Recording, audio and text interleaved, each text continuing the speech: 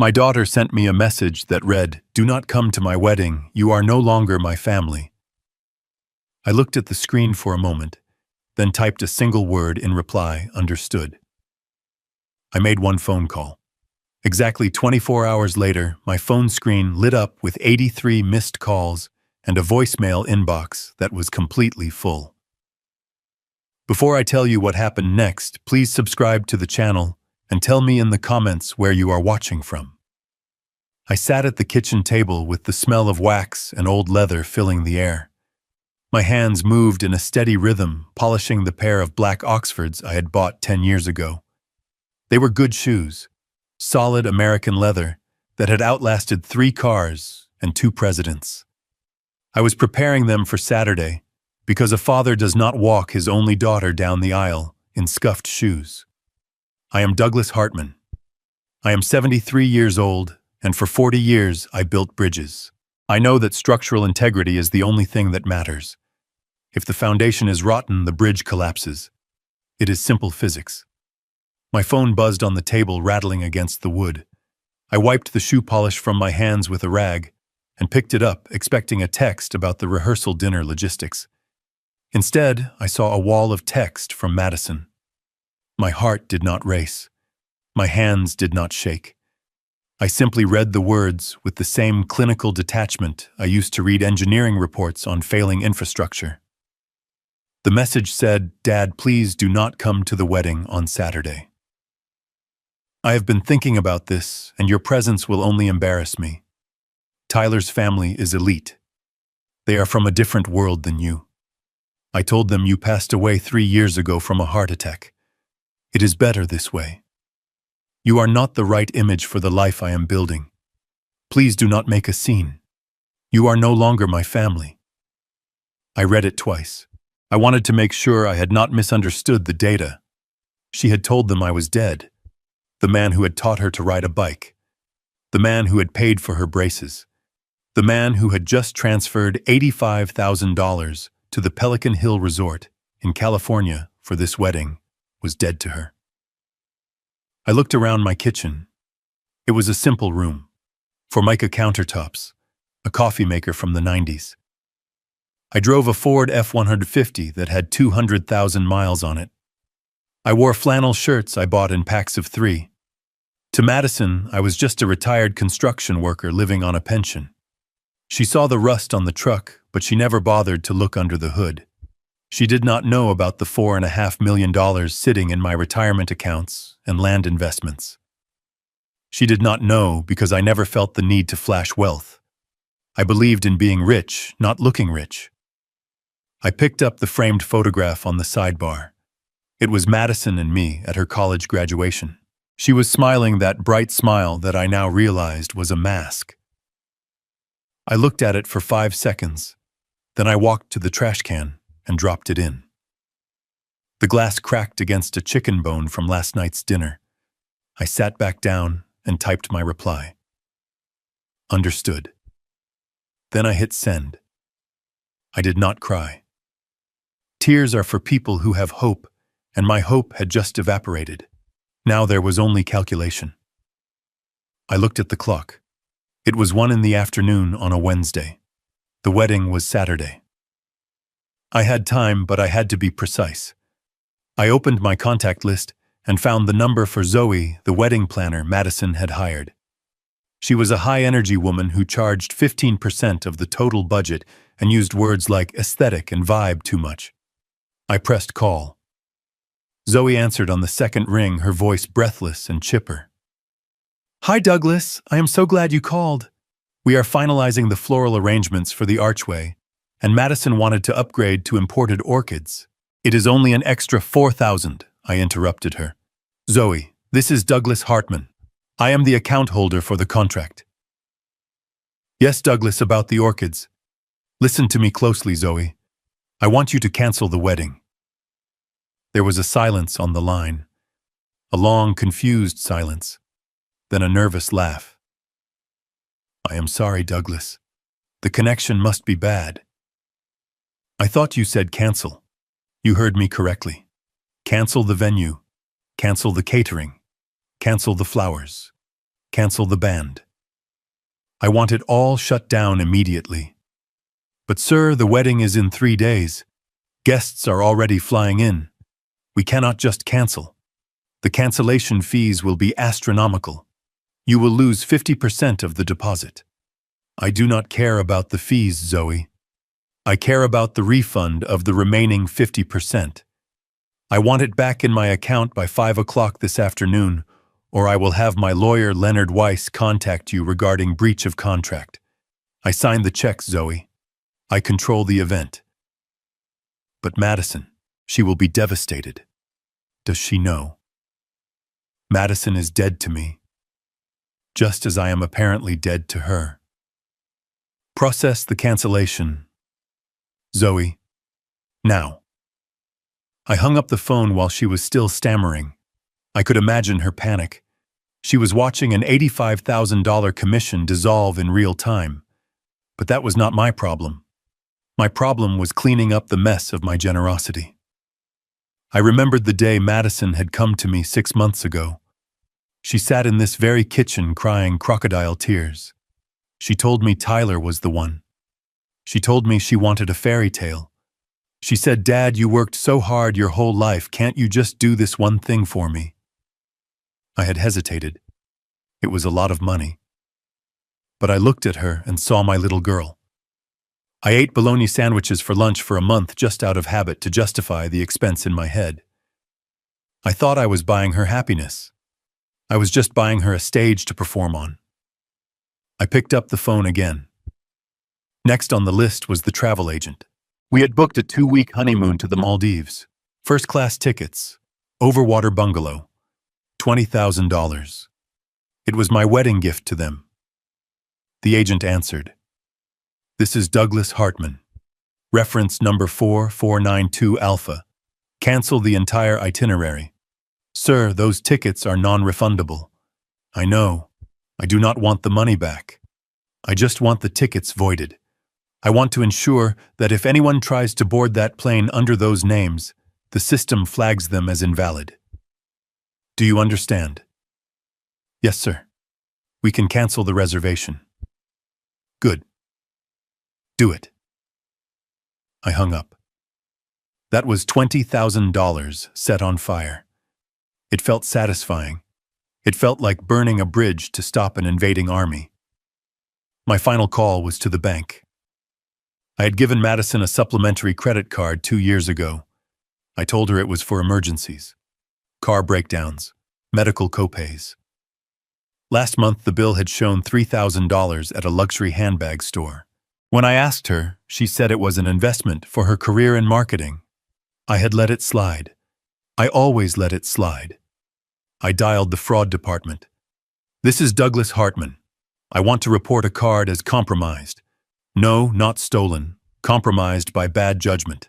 I want to close the supplementary account ending in 4588. Effective immediately. Yes, decline all pending charges." When I hung up the phone, the house was silent. The ticking of the wall clock seemed louder than usual. I looked at the shoes on the table, one gleaming black, the other still dull and matte. I picked up the rag and started polishing the second shoe. I would not be needing them for a wedding anymore, but a man takes care of his tools. I walked to the cabinet and bypassed the good scotch I was saving for the toast. Instead, I grabbed a bottle of red wine from the grocery store that cost $9. I poured a glass and sat in my recliner. The television was off. I just sat there watching the dust motes dance in the afternoon light. I knew what was coming. I knew the physics of the situation. I had just removed the support pillars from a very expensive structure. Gravity would do the rest. It would take time for the information to travel. Zoe would have to call Madison. The travel agent would send the cancellation email. The credit card would be declined at whatever brunch spot she was sitting in right now. I took a sip of the cheap wine. It tasted like vinegar and iron. It tasted like freedom. I turned my phone off and placed it on the side table. I closed my eyes and let the silence wash over me. I thought about the little girl who used to run to the door when I came home from construction sites, her hands reaching for my helmet. I mourned her. That little girl was gone. She had been replaced by a stranger who was ashamed of my calloused hands. The sun went down. I made myself a grilled cheese sandwich. I read a book about the history of the Hoover Dam. I slept soundly for 8 hours. When I woke up the next morning, I made coffee. I sat on the porch and watched the sunrise. Then I walked back inside and turned my phone on. The device vibrated so hard it nearly danced off the table. Notifications flooded the screen in a chaotic stream. 83 missed calls. 150 text messages. The numbers were staggering. I scrolled through them. The progression of emotions was fascinating. It started with confusion. Dad, Zoe just called me and said there is a mistake with the venue payment. Call her, please. Then it moved to panic. Dad, why are you not answering? The travel agent sent a cancellation notice. What is happening? Then came the anger. Are you insane? You cannot do this. Pick up the phone right now. And finally, the threats. This was where Tyler, the fiancé, entered the picture. You crazy old man, you better fix this or you will regret it. You have no idea who you are messing with. I chuckled dryly. They thought they were the ones with power. They thought because I drove a truck and fixed my own sink that I was weak. They confused kindness with weakness. It is a common mistake. I opened a text from Madison sent at 3 a.m. You are ruining my life. How could you be so selfish? I hate you. I put the phone down and took a sip of coffee. I was not ruining her life. I was simply exiting it as she had requested. She wanted me gone. I was gone. The fact that my wallet went with me was just a collateral consequence she had failed to calculate. A loud banging on my front door broke the morning calm. It was not a knock. It was an assault. I heard Madison screaming from the porch. Dad, open this door. Open it right now. I stood up slowly. I did not rush. I walked to the door and unlocked the deadbolt. I opened it to find Madison and Tyler standing there. Madison looked like a wreck. Her eyes were puffy and her hair was in a messy bun. She was wearing designer sweatpants that I had probably paid for. Tyler stood behind her looking aggressive in a tight polo shirt. He was 30 years old and called himself an entrepreneur, but I had never actually seen him work. Madison pushed past me into the living room. Fix it. Fix it right now. Zoe says she refunded the money to you. Send it back. Tell her it was a mistake. I closed the door and leaned against it, crossing my arms. Hello to you too, Madison. Would you like some coffee? Stop it. Stop acting like this is normal. You canceled my wedding. You humiliated me. I walked past her and sat in my recliner. I did not cancel your wedding, Madison. I simply removed my financial participation. You are free to have any wedding you can afford. She stared at me, her mouth open. We can't afford it. You know we can't. The balance is due today. If we don't pay, we lose the date. Guests are landing tonight. That sounds like a problem for Tyler's family. After all, they are the elite ones, right? They are the ones you wanted to impress. Let them write the check. Tyler stepped forward, his face turning red. Listen here, old man. My parents are not liquid right now. Their assets are tied up in investments. We need your cash flow. I looked at Tyler. I had always suspected he was hollow. Now I was sure. Tied up in investments was code for broke. So let me get this straight, I said. You told your wealthy family that I was dead because I was an embarrassment. But you needed my dead man's money to pay for the party where you would celebrate my absence. Madison flinched. It wasn't like that. They are different, Dad. They judge people. I didn't want them to look down on us because I look like a construction worker. Because you act like one, she snapped. You drive that junk truck. You refuse to wear nice suits. You count coupons at the grocery store. It is embarrassing. Tyler's dad is a plastic surgeon. His mom is a socialite. I just wanted one day where I fit in. One day where I didn't have to explain you. The truth hung in the air. It was ugly and naked. She was ashamed of the very sweat that had paid for her education. I looked at her and felt the last tether snap. Get out. What? Get out of my house, and you said I am no longer your family. I am honoring your request. You are strangers to me. And strangers do not get $85,000 parties. Madison's face twisted. You can't do this. You have obligations. I have no obligations to a woman who killed me off to impress a bunch of strangers. Tyler grabbed a vase from the side table and threw it on the floor. It shattered. You are going to pay us, you miserable miser, or I will make you pay. I looked at the shattered ceramic. That vase was cheap, but the disrespect was expensive. I stood up. I am 6'2". I spent 40 years carrying steel beams and pouring concrete. Tyler spent his life at the gym looking at himself in the mirror. There is a difference in the kind of strength we have. I stepped into his personal space. Tyler, get out of my house before I call the sheriff. And Madison, if you ever come back here, I will file a restraining order. Madison looked at me with genuine fear. She had never seen this side of me. She had only seen the checkbook. She grabbed Tyler's arm. Come on, Ty. He is crazy. We will figure this out. We will sue him. They retreated to the door. Before she left, Madison turned back. You are going to die alone, old man, and no one will come to your funeral. I looked at her. Better to die alone than to live surrounded by vultures. She slammed the door. I heard their car tires squeal as they peeled out of the driveway. I looked at the broken vase. I went to the kitchen, got the broom and dustpan, and swept it up. I sat back down and finished my coffee. It was cold, but I drank it anyway. My hands were steady.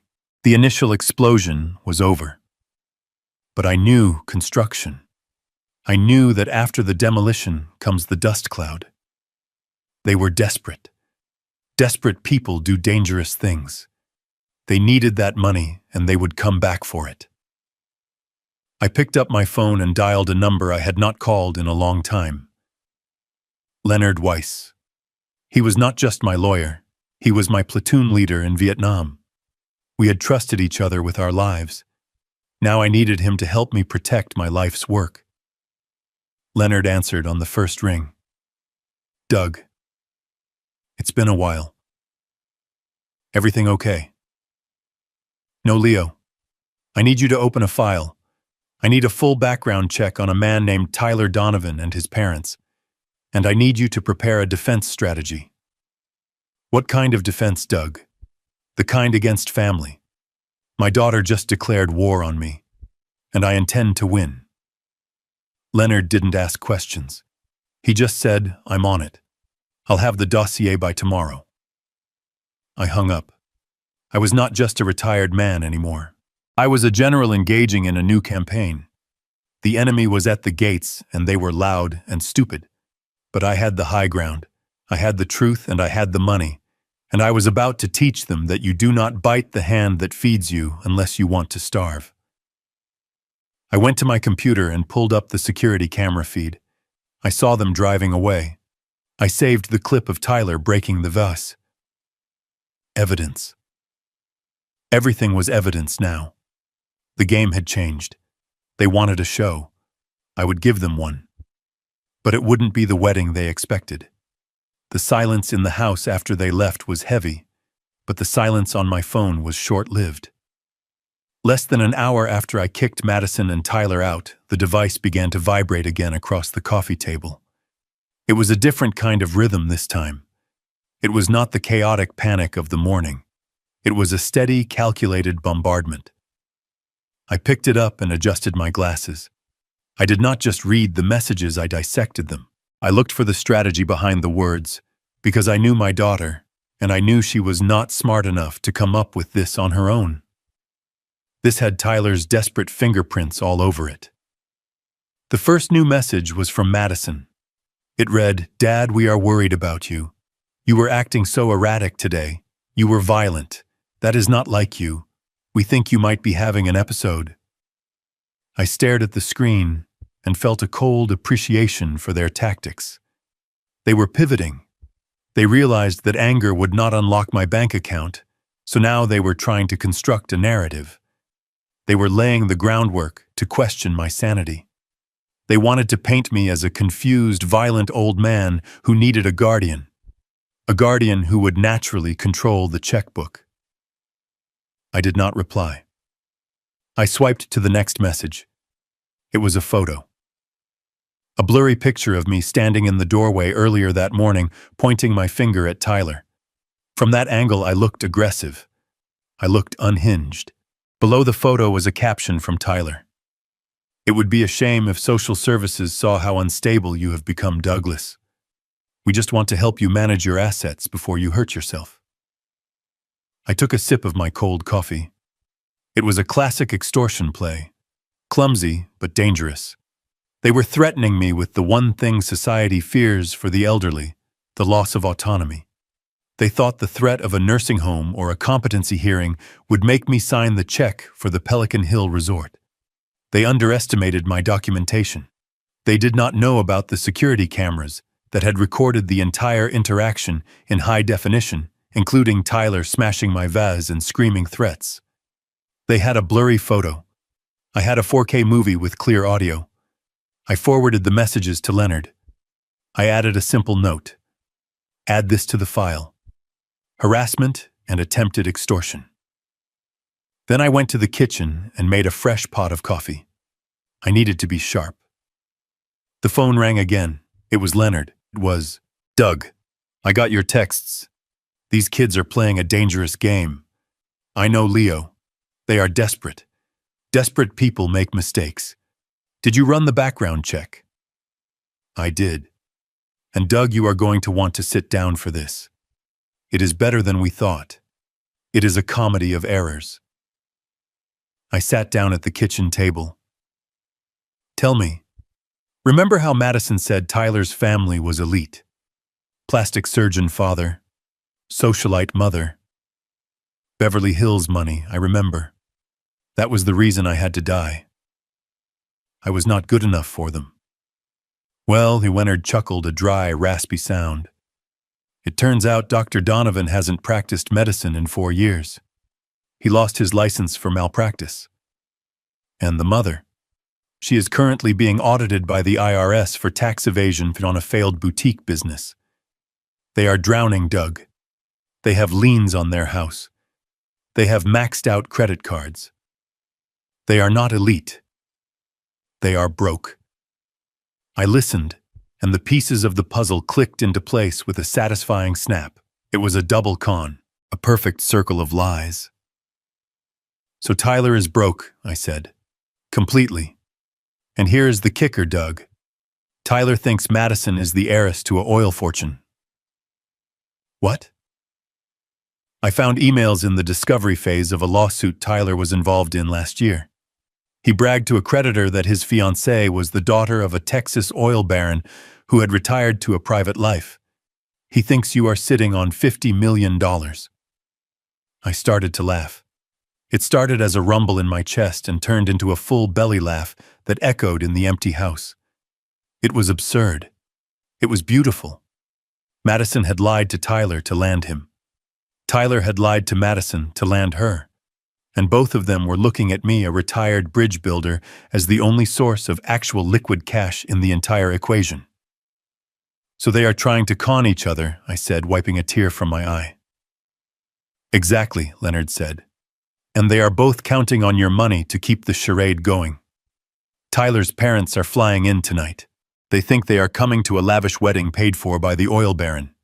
If you don't pay, the house of cards falls down." "Then let it fall," I said. "Let it all come down." "There is one more thing, Doug." Leonard's voice dropped an octave. "I checked the county clerk records. Tyler applied for a marriage license 3 days ago, but he also filed a query about community property laws and spousal support in case of divorce. He hasn't even married her yet, and he is already looking at the exit strategy. He is a predator, I said, my voice hardening. Yes. And right now you are the prey. They are coming for you, Doug. They have nothing to lose. I hung up the phone and looked at the screen again. Another message from Madison. Dad, please. Tyler's parents land in 4 hours. We need to pay the venue rebooking fee. Just transfer $10,000. That's all we need for today. We can discuss the rest later. Please. I don't want to be humiliated. I looked at the plea. She did not want to be humiliated. She had told a room full of strangers I was dead. She had erased my existence to upgrade her social status. And now she wanted me to finance the lie. I typed a reply. I am sorry. I cannot transfer money. My accounts are frozen pending an investigation into elder abuse and attempted extortion. I have been advised by my lawyer to cease all financial activity until the competency hearing you threatened me with is resolved. I hit send. It was a lie, of course. My accounts were fine, but I wanted them to feel the walls closing in. I wanted them to know that their own threats were the reason they were going to starve. I stood up and walked to the window. The sun was high now. The world looked bright and normal outside. But inside, the game had shifted. I was not just defending myself anymore. I was preparing a trap. I knew they wouldn't stop. They couldn't. They had guests arriving. They had lies to uphold. They would try something drastic. And when they did, I would be ready. I picked up my car keys. It was time to go shopping. Not for a tuxedo, but for a new suit. If I was going to crash a wedding of liars, I needed to look like the oil baron they claimed I was. I was going to walk into that rehearsal dinner, and I was going to burn their fantasy to the ground with the truth. The banging on the door was not a request for entry. It was a demand for submission. I sat in my recliner for a long moment, watching the dust motes dance in the shaft of morning sunlight that hit the worn oak floorboards. The wood was scratched from years of work boots and dog claws, a history map of a life lived, not performed. The pounding came again, louder this time, accompanied by the muffled sound of Tyler's voice shouting something about a lawsuit. I stood up. My knees popped a familiar sound that reminded me I was 73, but my spine straightened out of a habit drilled into me by drill sergeants and site foremen. I walked to the door, not with fear, but with the heavy, inevitable momentum of a steamroller. I unlocked the deadbolt and opened the door. The heat of the morning rushed in, but it was nothing compared to the heat coming off the two people standing on my porch. Madison looked like a pageant queen who had survived a hurricane. Her hair, usually lacquered into submission, was fraying at the edges. She wore oversized sunglasses that cost more than my first car, likely hiding eyes red from crying or lack of sleep. But it was Tyler who drew my attention. He was vibrating with rage, his face flushed a blotchy red that clashed with his pastel polo shirt. He looked at my house, at the peeling paint on the railing, at the overgrown azalea bush, with a sneer of absolute disgust. "We need to talk," Madison snapped, pushing past me before I could step aside. She brought the scent of expensive perfume and desperation into my living room. Tyler followed, stopping in the entryway to wipe his pristine white loafers on my rug, as if he had stepped in something foul. "Smells like mothballs and poverty in here," he muttered loud enough for me to hear. I closed the door gently. "Good morning to you too," I said, walking past them to the kitchen. "I was just having coffee. I assume you're here to return the key to the house you no longer consider family property." "Cut the crap, old man," Tyler barked, stepping into the living room and looking around with disdain. "We know what you did. You canceled the payments. You committed fraud." I poured myself a fresh cup of coffee, the black liquid swirling in the mug. Fraud implies deception. Tyler, I was very transparent. I stopped paying for a party I wasn't invited to. Madison spun around and her hands clenching into fists at her sides. "You were invited. You were the host. You can't just pull the rug out 3 days before the event. Do you know what you've done?" The coordinator is threatening to release the reserved rooms. The caterer is putting a hold on the food order. You are humiliating me. I am humiliating you, I asked, leaning against the counter. Madison, you told the Donovan family I was dead. You erased 40 years of fatherhood with a single lie because my job title didn't fit your narrative. You didn't want a father. You wanted an ATM ghost. It wasn't like that, Madison screamed, her voice cracking. You don't understand their world, Dad. Tyler's mother. She's a DAR member. His father golfs with senators. If I told them my father was a retired construction worker who lives in a shack like this. She gestured vaguely at my cozy, paid-off living room. They would have judged me. They would have thought I was after their money. I took a sip of coffee. So to prove you weren't after their money, you used my money to pretend you had your own. That is a fascinating logic loop. Tyler stepped forward, puffing out his chest. He was a gym rat, all glamour muscles and no functional strength. Look, Doug, we get it. You're hurt. You got your feelings bruised. Boo-hoo. But this is business now. Contracts are signed. Guests are in the air. You have a contractual obligation to see this through. I have a contract with the vendors, I corrected him. A contract I terminated. I have no contract with you, Tyler. In fact, I barely know you. I know you like imported beer and you drive a leased BMW, but I don't know a single thing about your character. Although standing here in my living room insulting my home, I'm starting to get a pretty clear picture. Tyler laughed, a sharp, ugly sound. Your home, this isn't a home, Doug. It's a teardown. Look at this furniture. Is that velvet? It's disgusting. Madison told me you were tight with money, but I didn't realize you lived like a squatter. No wonder she told my parents you were dead. It was a mercy killing for your reputation. The insult landed, but it didn't sting. It just clarified things. He wasn't just greedy, he was cruel. And cruelty is a weakness.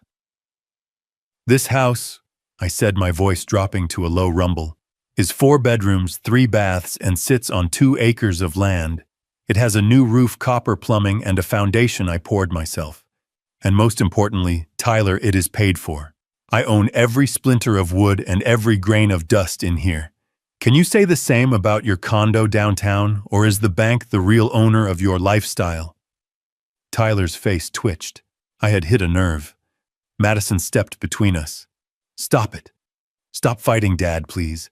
We can fix the lie. We can say you were in a coma, or you were away on business and we lost touch. We can spin it. Just pay the vendors. Please.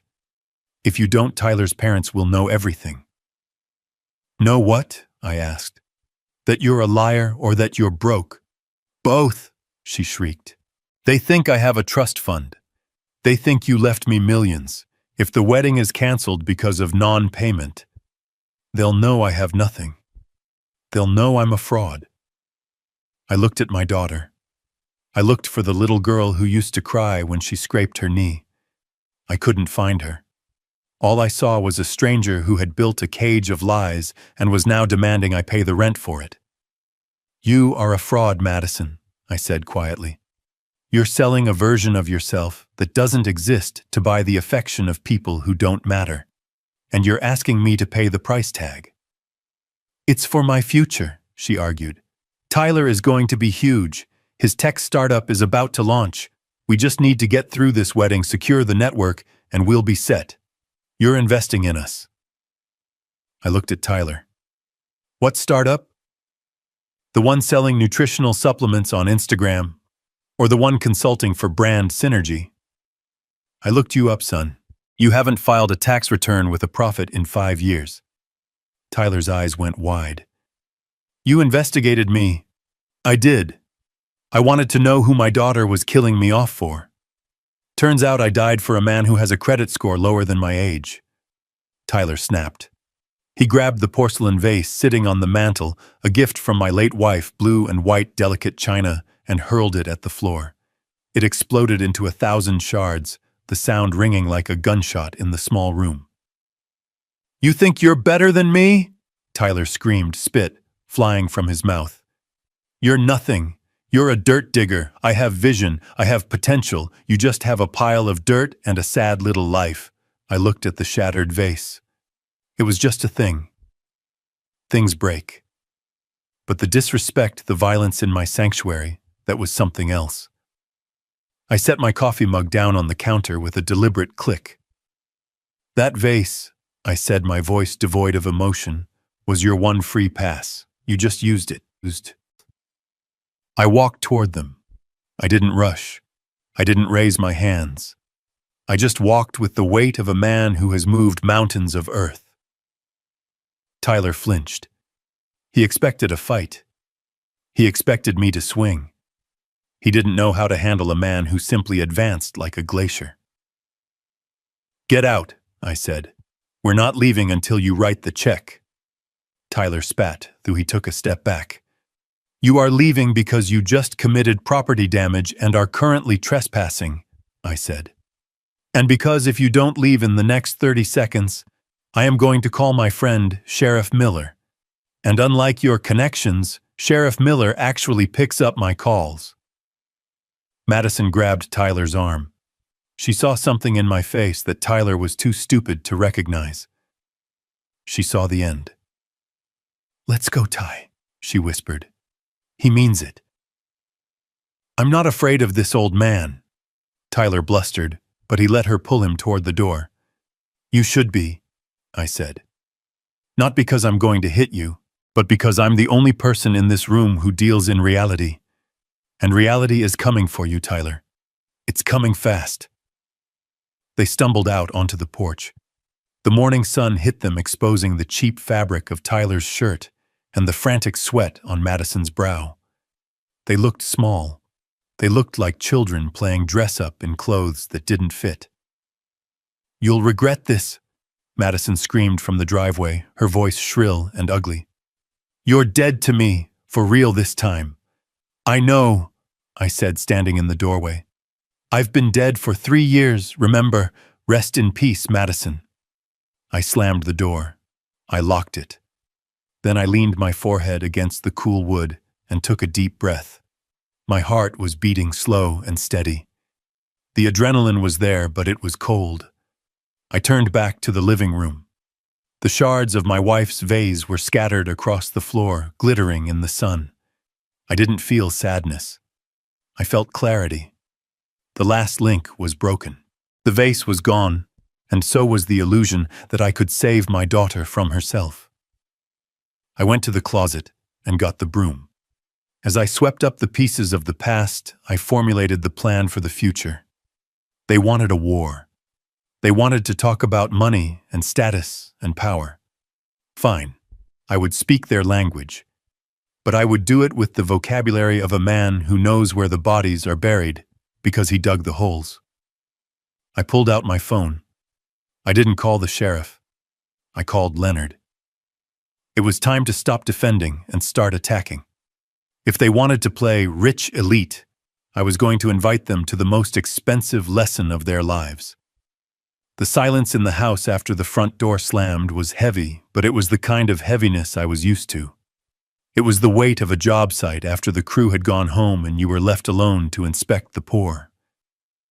I walked to the kitchen and poured the rest of the cold coffee down the sink. I watched the brown liquid swirl and vanish just like the image of the father I thought I was. My phone rang on the counter. It was Leonard. I picked it up. I didn't say hello, I just said, "Tell me everything, Leo." Leonard Weiss has a voice like gravel in a cement mixer. He does not sugarcoat. He does not pause for dramatic effect. He gives you the specs and lets you decide if the building will stand. Doug. "Are you sitting down?" he asked. "I am standing, Leo. Just give it to me." All right. I dug into the background of the Donovan family like you asked. But before we get to them, we need to talk about you, or rather the version of you that exists in the mind of Tyler Donovan and his parents. What are you talking about? I found a digital footprint, Doug. It seems Madison didn't just tell them you were dead. She created a legacy. According to a fake obituary posted on a genealogy site 3 years ago, and several social media posts from her archived accounts. You were not a construction contractor. You were a silent partner in a Texas oil consortium. You died of a heart attack on your ranch, leaving behind a vast fortune held in a blind trust for your only daughter. I felt my grip on the phone tighten until the plastic creaked. Oil. She had turned 40 years of sweating in the sun, pouring concrete, and calculating load-bearing walls into a fantasy about oil. It was not just a lie. It was an erasure. She had looked at my life, at the honest work that put food on her table and clothes on her back, and she had decided it wasn't enough. It wasn't shiny enough. She reinvented me, Leo, I said, my voice low. She did more than that, Doug. She mythologized you. The reason you can't be at the wedding isn't just because you're supposed to be dead. It is because the reality of you destroys the illusion of her wealth. You drive a 15-year-old truck. You wear flannel. You have calluses on your hands that you can't scrub off. If you walked into that ballroom looking like a man who actually works for a living, the Donovans would know instantly that she isn't an heiress. She removed you because you are a plot hole in her story. I walked to the window and looked out at my truck parked in the driveway. It was a good truck. It had hauled lumber for the deck I built for Madison's 16th birthday. It had hauled her furniture to her college dorm. Now it was just evidence of my failure to be the father she wanted. So I am too country for them, I said. I am too blue-collar. Exactly, Leonard said. You are the wrong kind of money. But here is where it gets interesting, Doug. Here is the twist that makes this whole thing a tragedy of errors. I am listening. I ran the financials on the Donovan family, Tyler's parents, Dr. Marcus Donovan and his wife Sylvia. Madison thinks they are the elite. She thinks they are old money Beverly Hills royalty. She killed you off to impress them. And they are broke, Doug. Not just cash poor. I mean destitute. Dr. Donovan lost his medical license 4 years ago after a malpractice suit involving a botched cosmetic procedure. He hasn't worked since. They mortgaged their house to the hilt to pay the settlement. They are currently 3 months behind on that mortgage. They are driving leased cars that are about to be repossessed. Sylvia Donovan is being investigated by the IRS for tax evasion related to a charity she supposedly runs. I leaned against the counter, feeling a strange bubble of laughter rising in my chest. It wasn't happy laughter. It was the laughter of a man watching a bridge collapse because someone used cheap bolts. So let me get this straight, I said. My daughter lied and said I was a dead oil tycoon to impress a family of frauds who are pretending to be rich while they are actually drowning in debt. That is the situation, Leonard confirmed. And it explains Tyler's aggression this morning. They aren't just greedy, Doug. They are desperate. They think Madison is their lifeline. They think marrying her gives them access to this imaginary oil trust fund.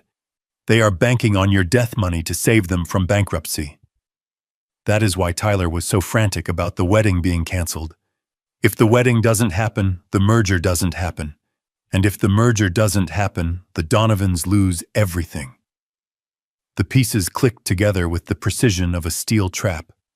It was a double con.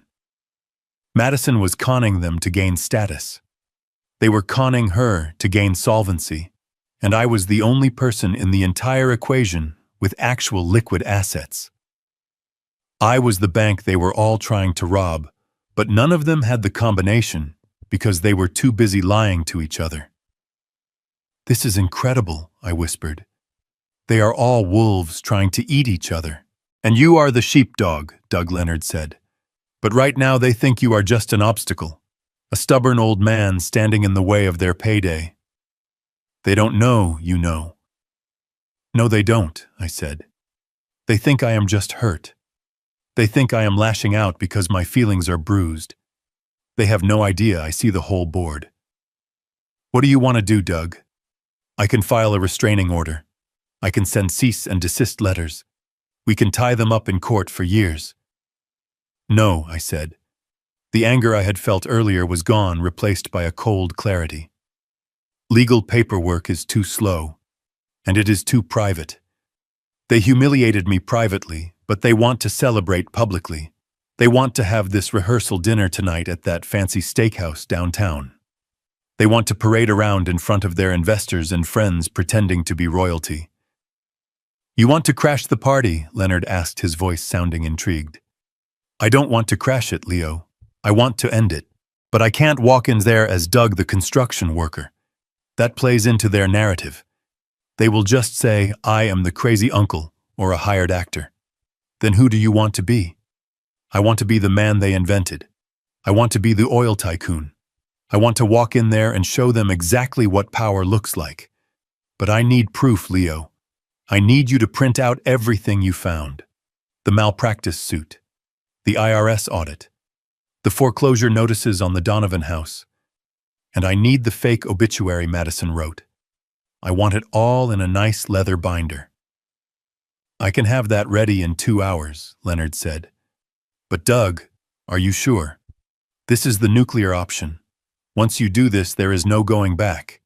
You will lose her. I looked at the empty spot on the wall where Madison's graduation photo used to hang. I already lost her, Leo. She killed me 3 years ago, remember? I am just the ghost coming back to haunt the house. I hung up the phone. My hands were steady. My heart was slow. I went to my bedroom and opened the closet. Pushed to the back behind the flannel shirts and the work jackets was a garment bag I hadn't touched in years. I unzipped it. Inside was a tuxedo, custom-made, Italian wool. I had bought it for a gala I attended with my late wife 10 years ago. She had told me I looked like James Bond. I touched the fabric. It still felt expensive. It felt like armor. I stripped off my work clothes. I showered, scrubbing the grease and the garden dirt from my hands until my skin was raw. I shaved my face close and clean. I combed my gray hair back. When I put on the tuxedo, it fit a little looser than it used to, but that just made it look more comfortable, more lived in. I looked in the mirror. I didn't see a bridge builder. I saw a man who owned the company that bought the bridge. I was ready. They wanted a dead billionaire. They were about to get a very live one. And I was going to bring the truth down on their heads like a 10-ton hammer. I walked out to my truck. It looked out of place with the tuxedo, but that was part of the point.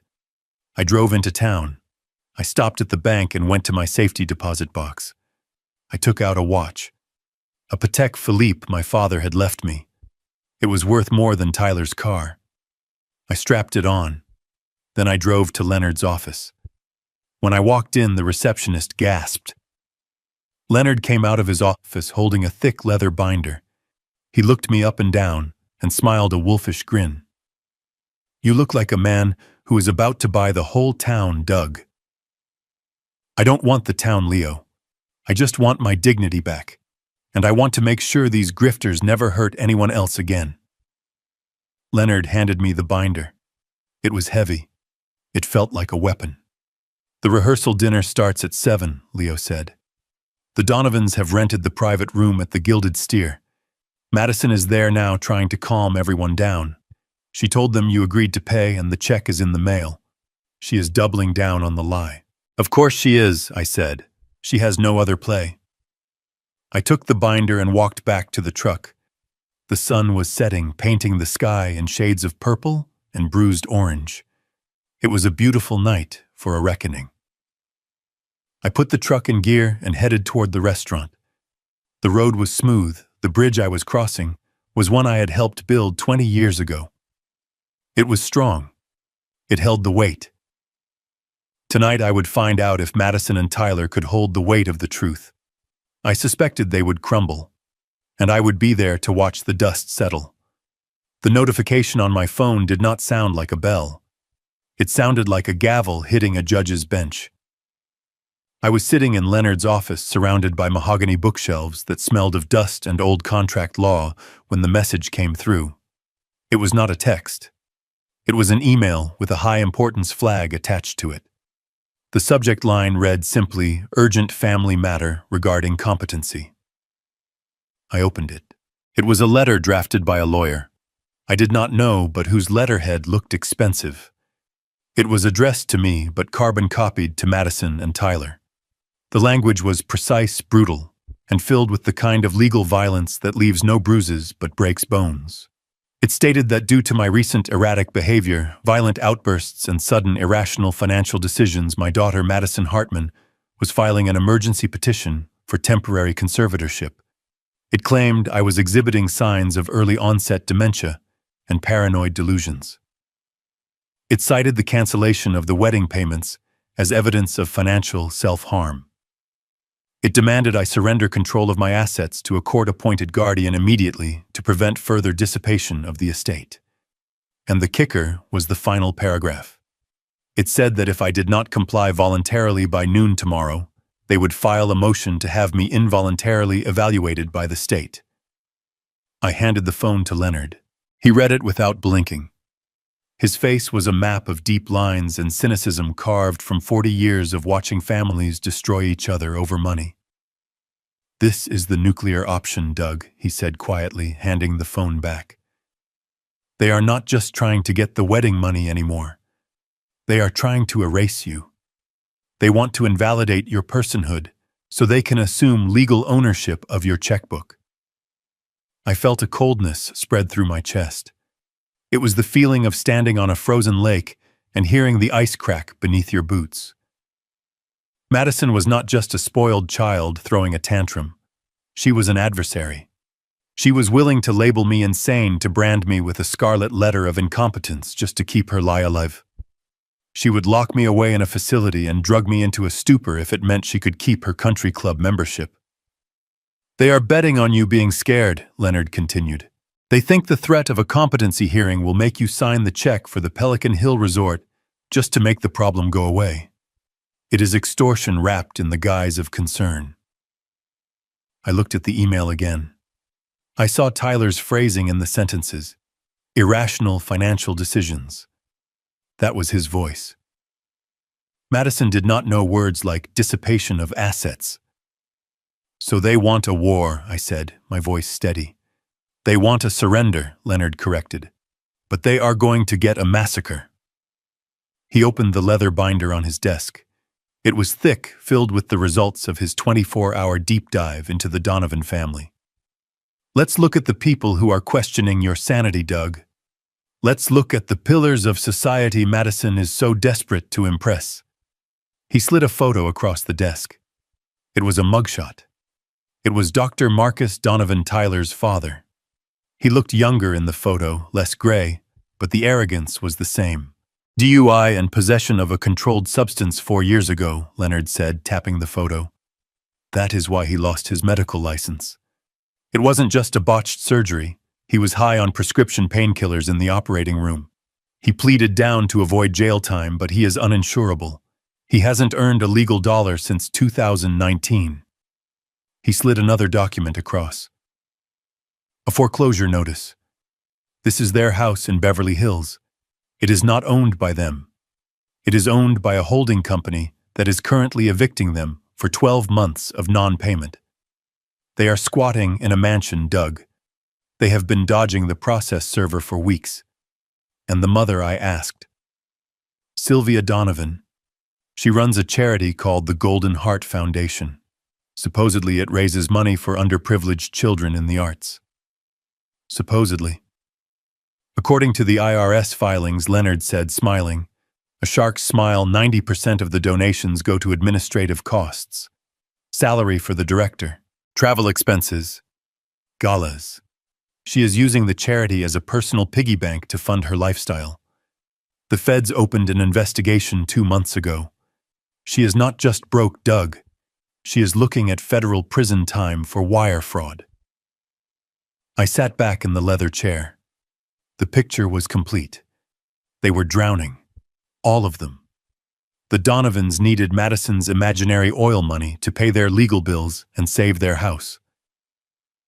Madison needed the Donovans' imaginary status to validate her existence. It was a circle of parasites trying to feed off a host that didn't exist. And now they want to declare me incompetent because I closed the tap, I said. Exactly. If they control you, they control the mythical millions Madison told them you have. They are desperate, Doug, and desperate people get sloppy. My phone buzzed again. It was not an email this time. It was an alert from my home security system. Motion detected in the master bedroom. I pulled up the app. The camera feed was grainy, but clear enough. I saw a figure moving through my bedroom. It was Madison. She was wearing a hoodie pulled up over her head, but I knew her walk. I knew the way she held her shoulders. She was ransacking my room. She was pulling drawers out of the dresser, dumping my clothes on the floor. She was looking for something specific. "She is in my house," I said, showing the screen to Leonard. "She is looking for the money," Leonard said. "Or the documents. She needs proof of the trust fund to show the Donovans. She needs to buy time." I watched on the small screen as she moved to the closet. She pushed aside the heavy winter coats and knelt on the floor. She pulled up the loose floorboard in the corner. I watched her shoulders relax. She had found the safe. I had installed that floor safe 20 years ago to keep bond certificates and emergency cash. Madison knew the combination. It was her birthday. I had never changed it, because I never thought I would have to hide my life from my daughter. She punched in the numbers. The door clicked open. I watched her reach in. Her hands were shaking. She pulled out a thick blue folder. I saw her open it. I saw her read the first page. I saw her slump back against the wall, a look of pure relief washing over her face. She clutched the folder to her chest like a holy book. "What is in that folder?" Doug Leonard asked, watching the feed over my shoulder. I smiled. It was a cold smile. "That is the decoy, Leo. I put it there this morning before I left. I knew she still had a key to the back door. I knew she would come." "What does it say?" "It contains a set of forged trust documents I printed off the internet. It outlines the Hartman Family Oil Trust. It lists assets of $52 million, and it includes a clause that says the funds can only be released with the signature of the primary beneficiary, Douglas Hartman, or his legal guardian in the event of incapacitation." Leonard started to laugh. "You gave them the motive. I gave them the rope I corrected. She thinks she just found the golden ticket. She thinks she has proof that I am hoarding $50 million. She is going to take that folder to the rehearsal dinner. She is going to show it to Tyler and his parents. They are going to look at those numbers and see their salvation. They are going to think that all they have to do is force me to sign, or force the court to declare me incompetent. So they will be bold tonight," Leonard said. "They will be arrogant. They will be reckless," I said. "They will think they have won. They will think I am just a confused old man sitting on a mountain of cash that belongs to them. They will walk into that restaurant feeling invincible." I watched on the screen as Madison shoved the blue folder into her bag. She stood up and looked around the room one last time. She looked at the mess she had made of her father's life. She didn't fix it. She didn't pick up the clothes. She just turned and walked out, leaving the destruction behind her. I closed the app. "She has the bait," I said. "Now we just need to close the trap." "We have everything we need," Doug Leonard said, closing the binder. "The fraud, the debts, the break-in. We have enough to send them all to jail for 10 years. I stood up. "Jail is for later. Tonight is for the truth. I want them to hear it. I want them to see it. I want to look them in the eye when the floor drops out." I adjusted my tuxedo jacket. The silk lapels felt smooth under my fingertips. I checked the Patek Philippe on my wrist. It was 6:30. The rehearsal dinner started at 7. "Let's go, Leo. I don't want to be late for my own funeral." We walked out of the office into the cooling evening air. The city lights were starting to flicker on. Somewhere in a private dining room, people were drinking champagne they couldn't pay for toasting a future that didn't exist. They were celebrating the death of Douglas the construction worker. They had no idea that Douglas the executioner was on his way. I sat in the leather chair across from Leonard Weiss, watching him organize a stack of file folders on his mahogany desk. The office smelled of lemon polish and old paper, a scent that usually calmed me, but today it felt suffocating. Leonard did not look up. He was arranging the documents with the precision of a surgeon preparing for an amputation. He placed a heavy black binder in the center of the desk and finally met my gaze. His eyes were hard and lacked their usual warmth. He looked like the platoon leader he used to be back when we were trudging through mud and trying to survive a war we didn't start. "You need to brace yourself, Doug," he said, his voice low and gravelly. "I told you the overview on the phone, but you need to see the details. You need to see the ink on the page, because if you don't, you might not believe the extent of the rot. What I found isn't just financial irresponsibility. It is a masterclass in deception."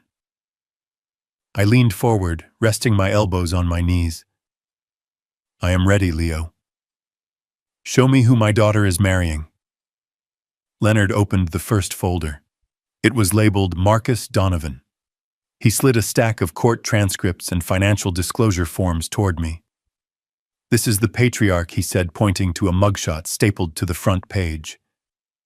"Dr. Marcus Donovan, or as the State Medical Board refers to him, formerly licensed practitioner number 49221. Madison told you he was a retired plastic surgeon living off his investments, right?" "She said he retired early to focus on philanthropy," I replied, looking at the gray face in the photograph. He looked tired and arrogant, a dangerous combination. "He retired because the state revoked his license 4 years ago," Leonard corrected. "He was sued for gross negligence involving 3 separate patients. He was operating while under the influence of opioids. The settlements were massive, Doug. They wiped out his practice, his savings, and his pension. He didn't walk away with a golden parachute. He walked away with nothing but the suit on his back and an addiction he is still fighting." I flipped through the pages. Foreclosure notices, liens, collection agency letters. It was a paper trail of a man drowning in slow motion. "He is destitute," I whispered. "It gets worse," Leonard said, opening the second folder.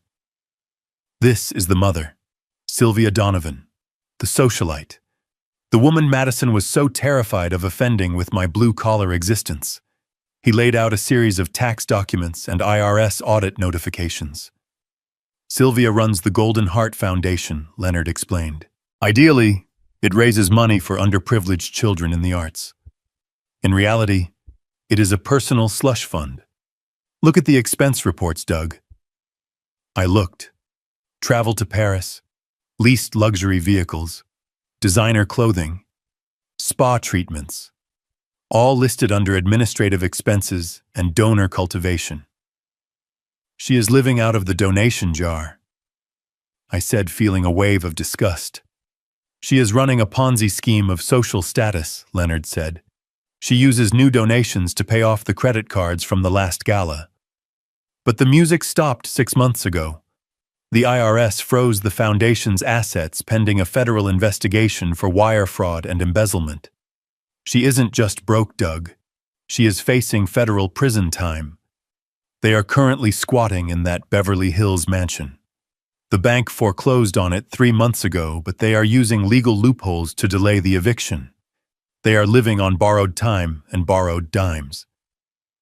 I sat back, the leather creaking under my weight. The picture was becoming terrifyingly clear. Madison had described a dynasty, a family of prestige and power. Instead, she was marrying into a crime scene. "So they have nothing," I said. "No money, no house, no career." "Zero," Leonard confirmed. "Negative equity. Which brings us to the groom, Tyler Donovan." He opened the third folder. It was thinner but somehow heavier. "Tyler is the hunter, Doug. He isn't just the son of failed parents. He is the architect of their survival plan. I found these in a digital discovery dump from a lawsuit Tyler was involved in last year regarding unpaid business loans. These are text messages between Tyler and his mother." I picked up the printouts. The timestamp was from 8 months ago, right around the time Tyler met Madison. The first text from Sylvia read, "We are losing the house, Ty. Your father can't get another loan. We need a miracle." Tyler's response was chilling in its brevity. "I found one. Her name is Madison. Her father is a retired oil baron from Texas. She says he is loaded. I am going to close the deal." I felt the blood drain from my face. Oil baron. That was the lie Madison had told. She had invented a wealthy father to impress them, and Tyler had targeted her specifically because of that lie. "He thinks I am the mark," I said, my voice trembling with rage. "He thinks you are the golden goose," Leonard said. "Read the next one." I looked down. A text from Tyler sent 2 weeks ago. "Almost there, Mom. The wedding is in 3 weeks. Once we are married, I will have access to the trust fund. We can pay off the house and get the IRS off your back. The old man is stupid. He writes checks without asking questions. I just need to keep him away from the wedding so he doesn't ruin the image." I dropped the paper. It fluttered to the desk, landing on top of the mugshot of his father. It was a double con. The realization hit me with the force of a physical blow. It was a perfect storm of deception. Madison was conning them to gain social status, pretending to be an heiress so they would accept her. They were conning her to gain financial survival, pretending to be elite so she would marry their son and unlock my imaginary vault. And I was the only thing that was real, I said. "Exactly," Leonard said, leaning back. "You are the only person in this entire equation with actual liquid assets. You have $4.5 million in clean, hard-earned money. To them, you are not a person. You are a life raft. They are all drowning, Doug. Madison, Tyler, Marcus, Sylvia. They are all in the water dragging each other down, and they are looking at you on the shore thinking you can pull them all out." "But I don't have $50 million, I said. "I have a pension and some land." "They don't know that," Leonard said. "Greed filters out reality. They see what they want to see. Madison told them you were rich, so they believe it because they need to believe it. If they stop believing it, they have to face the fact they are bankrupted and going to jail." This explains everything I said, standing up and pacing the small office. It explains why Tyler was so aggressive this morning. It explains why they threatened to declare me incompetent. They are terrified. If the wedding doesn't happen, the merger of their lies fails. If I stop paying, the illusion shatters. "Yes," Leonard said, "and that is why they are dangerous. They are cornered animals. They will do anything to keep the money flowing. That email threatening the competency hearing was just the first shot. They were hoping you would panic and sign a check just to make them stop." I walked to the window and looked out at the city street below. People were walking by, living their normal, honest lives. They had no idea that in a high-rise office above them, a man was discovering that his daughter had sold him for fool's gold. "Madison doesn't know, does she?" I asked. "She doesn't know they are broke," no, Leonard said. "She thinks she won the lottery. She thinks she is marrying into American royalty. She has no idea she is marrying into a federal indictment. She thinks she is using you to buy her way into their world. She doesn't realize they are using her to buy their way out of prison." I felt a strange pang of pity for my daughter. She was cruel, yes. She was shallow and ungrateful, but she was also walking into a trap. She was about to legally bind herself to a man who viewed her as a financial transaction. If she married Tyler, she would be liable for his debts. She would be dragged down with them. "I have to stop this," I said, turning back to Leonard. "Not just for me, for her." "You can't save her from herself," Doug Leonard warned. "She made her choices." "I know," I said, "but I can show her the truth. I can burn the fantasy down so she can see the ashes. If I let this wedding happen, I am letting her ruin her life. I might have cut her off, but I am still her father. I cannot let her marry a predator." "So what is the play?" Leonard asked. "We have the evidence. We can go to the police. We can file fraud charges." "Too slow," I said. The rehearsal dinner is tonight. They are all going to be there. The Donovans, Tyler, Madison, the investors they are trying to swindle. It is the perfect stage. You want to do it publicly? Leonard asked, raising an eyebrow. I want to do it definitively, I answered. I want to walk into that room and lay these folders on the table. I want Madison to see the mugshot of her future father-in-law. I want Tyler to see the deed to my house proving it is worth $400,000, not $40 million. I want to blow up the double con from the inside. Leonard smiled a slow, dangerous smile. He closed the binder and handed it to me. Then you are going to need this, he said. And you are going to need a suit. Because if you walk in there looking like a construction worker, they will just laugh at you. You need to look like the man they fear. You need to look like the man who holds the purse strings. I took the binder. It felt heavy in my hands. It was not just paper. It was ammunition. I have a tuxedo, I said. Good, Leonard said, standing up. I will drive. I want to see the look on Marcus Donovan's face when he realizes the game is over. We walked out of the office together.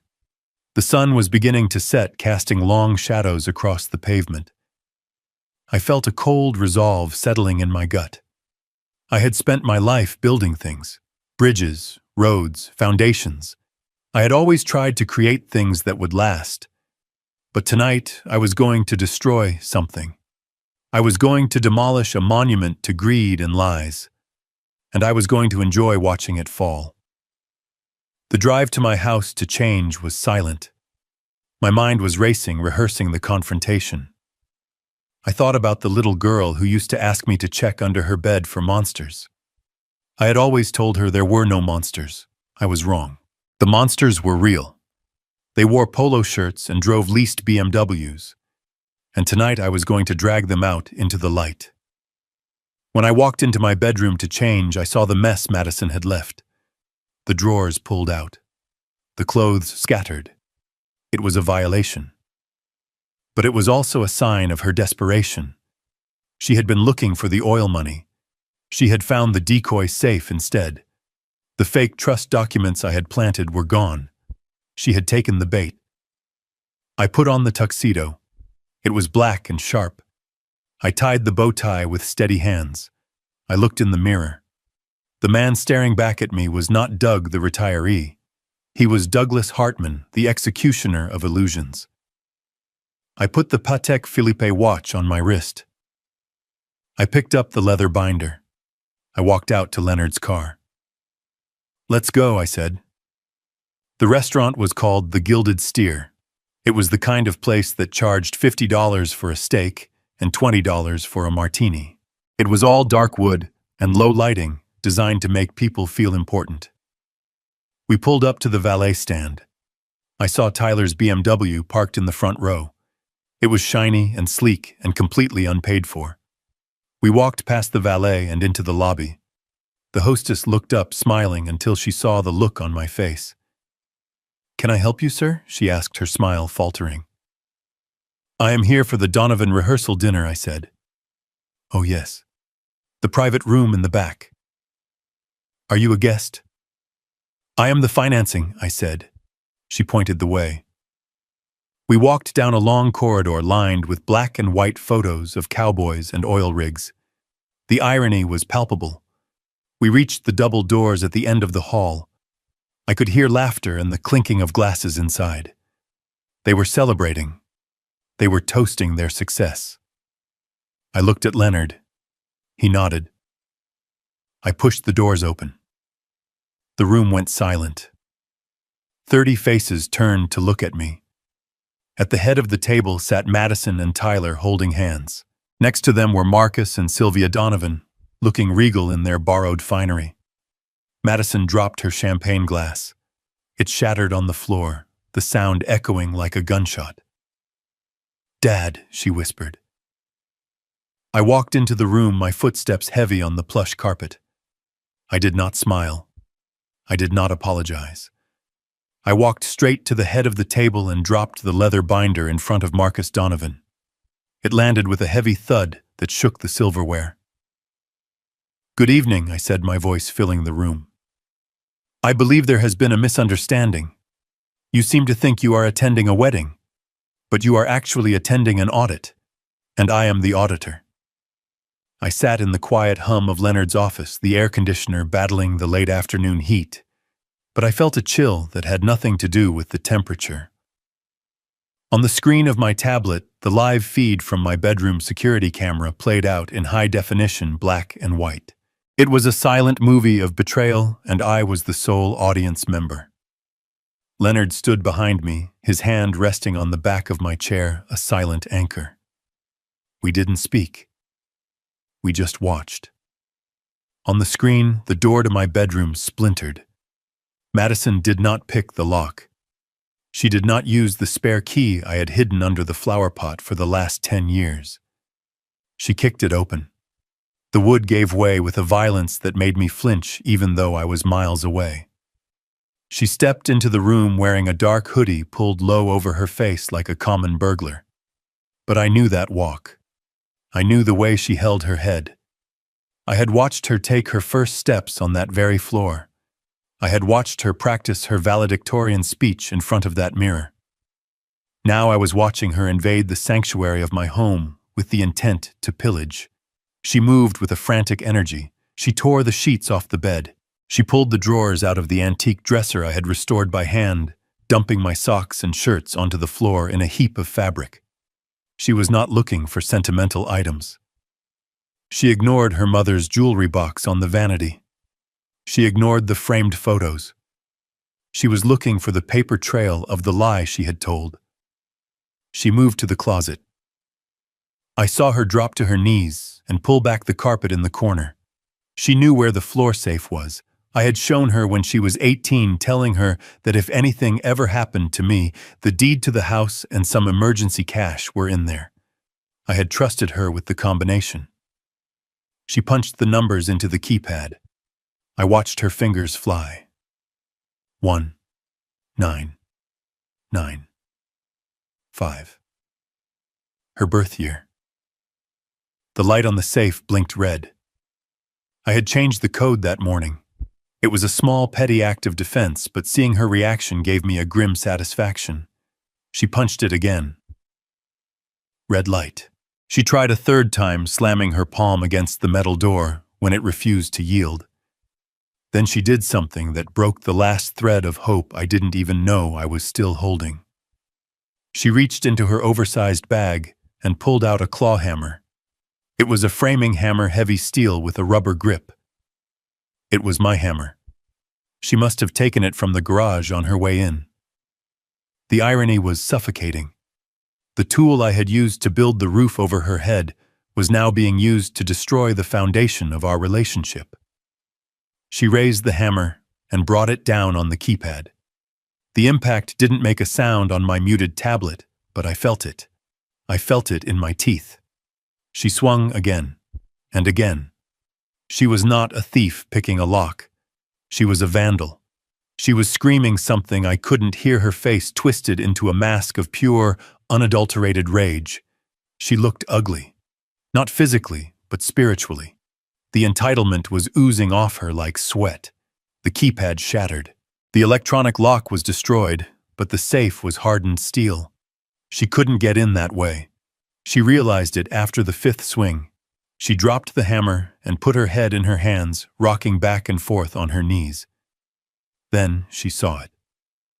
I had left the decoy folder not inside the safe, but taped to the underside of the loose floorboard that covered it. It was a fail-safe. A trap designed for a desperate person who wasn't thinking clearly. She ripped the blue folder from the wood. She opened it with trembling hands.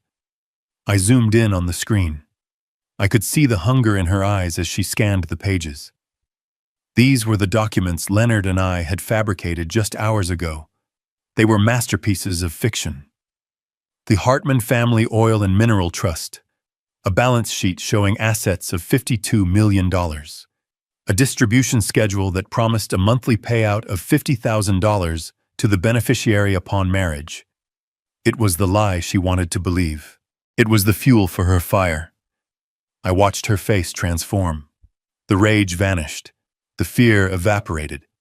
In their place came a smile that chilled my blood. It was a smile of absolute triumph. She hugged the folder to her chest. She laughed. I saw her shoulders shaking with it. She kissed the paper. She stood up, leaving the hammer on the floor, leaving my room in ruins. She didn't look back. She walked out of the frame, clutching her prize, believing she had just won the lottery. I turned off the tablet. The screen went black, reflecting my own tired face. "She took the bait," Leonard said softly. "She took a hammer to my safe, Leo." I said, my voice sounding hollow to my own ears. "She tried to smash her way into my life because she couldn't guess the code anymore. She is desperate, Doug. And now she is dangerous because she thinks she has leverage. She thinks that folder proves you are holding out on her. She is going to take that to the dinner and wave it in Tyler's face." "Oh, I know," I said. I stood up and walked to the window, looking down at the city. I felt a strange sensation in my chest. It wasn't pain anymore. It was a cauterization. The heat of her betrayal had burned away the nerve endings. I had spent the last 3 days mourning the daughter I thought I had. I had grieved for the relationship I thought we shared. But watching her swing that hammer, watching her loot my room without a shred of guilt or hesitation, it freed me. The daughter I loved didn't exist. She was a fiction I had written in my head to excuse her selfishness. The woman on that screen was a stranger, a predator, and you do not negotiate with predators. You trap them. "She thinks she found the money," I said, turning back to Leonard. "She thinks she found the solution to all her problems. She is going to walk into that restaurant tonight feeling invincible." "And the Donovans will believe her," Leonard added, "because they are drowning, and that folder is a life preserver." "Exactly." I buttoned my tuxedo jacket. "They will be drunk on relief. They will be arrogant. They will think they have me cornered." I looked at the Patek Philippe on my wrist. The second hand swept around the dial, steady and relentless. "It is time, Leo. Let's go finish this." "Are you okay, Doug?" Leonard asked, searching my face. "Seeing that it's not easy." "I'm fine." I lied. "I'm just a contractor, Leo. I spot the rot, I remove it, and then I rebuild. Tonight is demolition night." I walked out of the office, leaving the image of my destroyed bedroom behind me. I didn't care about the mess. I would clean it up later. Or better yet, I would sell the house as is. It didn't feel like home anymore anyway. It was just a crime scene now. And I was the witness who was about to testify. The air inside the private dining room of the Gilded Steer was thick with the scent of roasted prime rib and the cloying perfume of unearned victory. I stood in the doorway for a moment, my hand still on the brass handle, watching them before they saw me. It was a tableau of pure delusion. There were about 30 people in the room. Half of them were Tyler's so-called investors, men in shiny suits who laughed too loudly at jokes that were not funny. The other half were the Donovans and their entourage, looking like royalty in exile, holding court over a kingdom of ash. At the center of it all sat Madison and Tyler. They did not look like a couple on the brink of financial ruin. They looked intoxicated. Not with alcohol, though there were plenty of empty champagne bottles on the table, but with relief. The blue folder, the decoy I had planted in the floor safe, sat on the white tablecloth right next to the centerpiece of imported orchids. Madison kept touching it. She stroked the cover like it was a pet. To her, that folder was not just paper. It was a shield. It was the proof she needed to show the Donovans that she was not a fraud. It was the $52 million lie that she believed was true. I watched Tyler lean over and whisper something to his father, Marcus. The disgraced doctor nodded, his eyes locked on the blue folder with a hunger that was almost feral. They had swallowed the bait hook, line, and sinker. They thought I was a senile old miser hoarding a fortune that they had just liberated. They thought I was walking into this room to surrender. I stepped fully into the light. Tyler was the first to spot me. He stood up, his chair scraping loudly against the hardwood floor. A silence rippled through the room, starting at the head table and spreading outward until the only sound was the clinking of silverware from a waiter in the corner. Tyler smiled. It was the smile of a shark that thinks it has cornered a seal. He buttoned his jacket and walked around the table to meet me. He did not look angry anymore. He looked magnanimous. He looked like a man who had already spent the money in his head. "Douglas," he boomed, his voice projecting to the back of the room. "We were not sure you would make it. We thought perhaps you had forgotten." The guests chuckled nervously. Tyler was playing to the crowd, setting the narrative. He was painting me as the confused elderly relative, the burden they were graciously tolerating. I looked at him. I looked at the sweat beading on his upper lip, despite the air conditioning. "I never forget an appointment, Tyler," I said, my voice level, "especially when it involves my family." Madison stood up then. She walked toward me, clutching the blue folder to her chest. She looked beautiful in her white rehearsal dress, but her eyes were hard. She stopped a foot away from me. She smelled of expensive wine and fear. "I am glad you came, Dad," she said, loud enough for the Donovans to hear. "I am glad you decided to do the right thing. We know you have been struggling lately. We know you have been confused about the assets. But we are here to help you." She was doubling down on the dementia narrative. She was telling this room full of strangers that I was mentally incompetent, so that when she took control of the money, it would look like an act of mercy, not theft. It was a brilliant strategy if it were based on anything other than a fabrication. I looked past her to Marcus and Sylvia Donovan. They were watching me with intense scrutiny.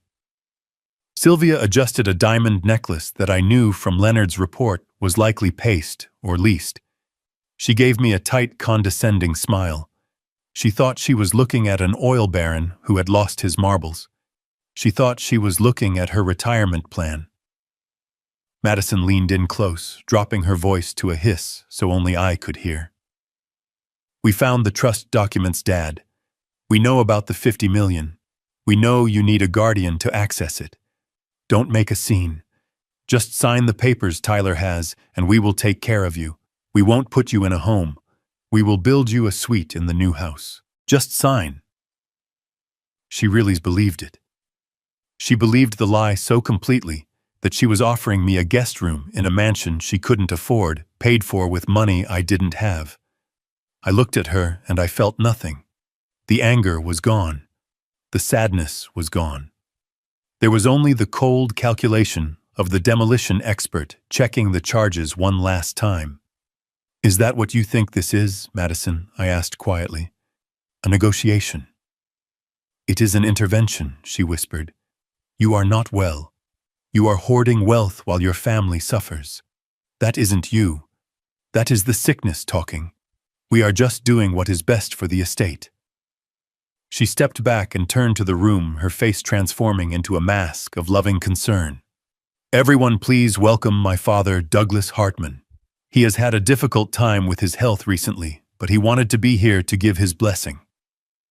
There was a scattering of polite applause. Tyler clapped the loudest. He gestured for me to come to the head of the table. "Come sit, Doug. Have a drink.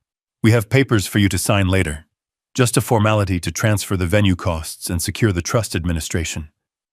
Nothing to worry about." I walked to the front of the room.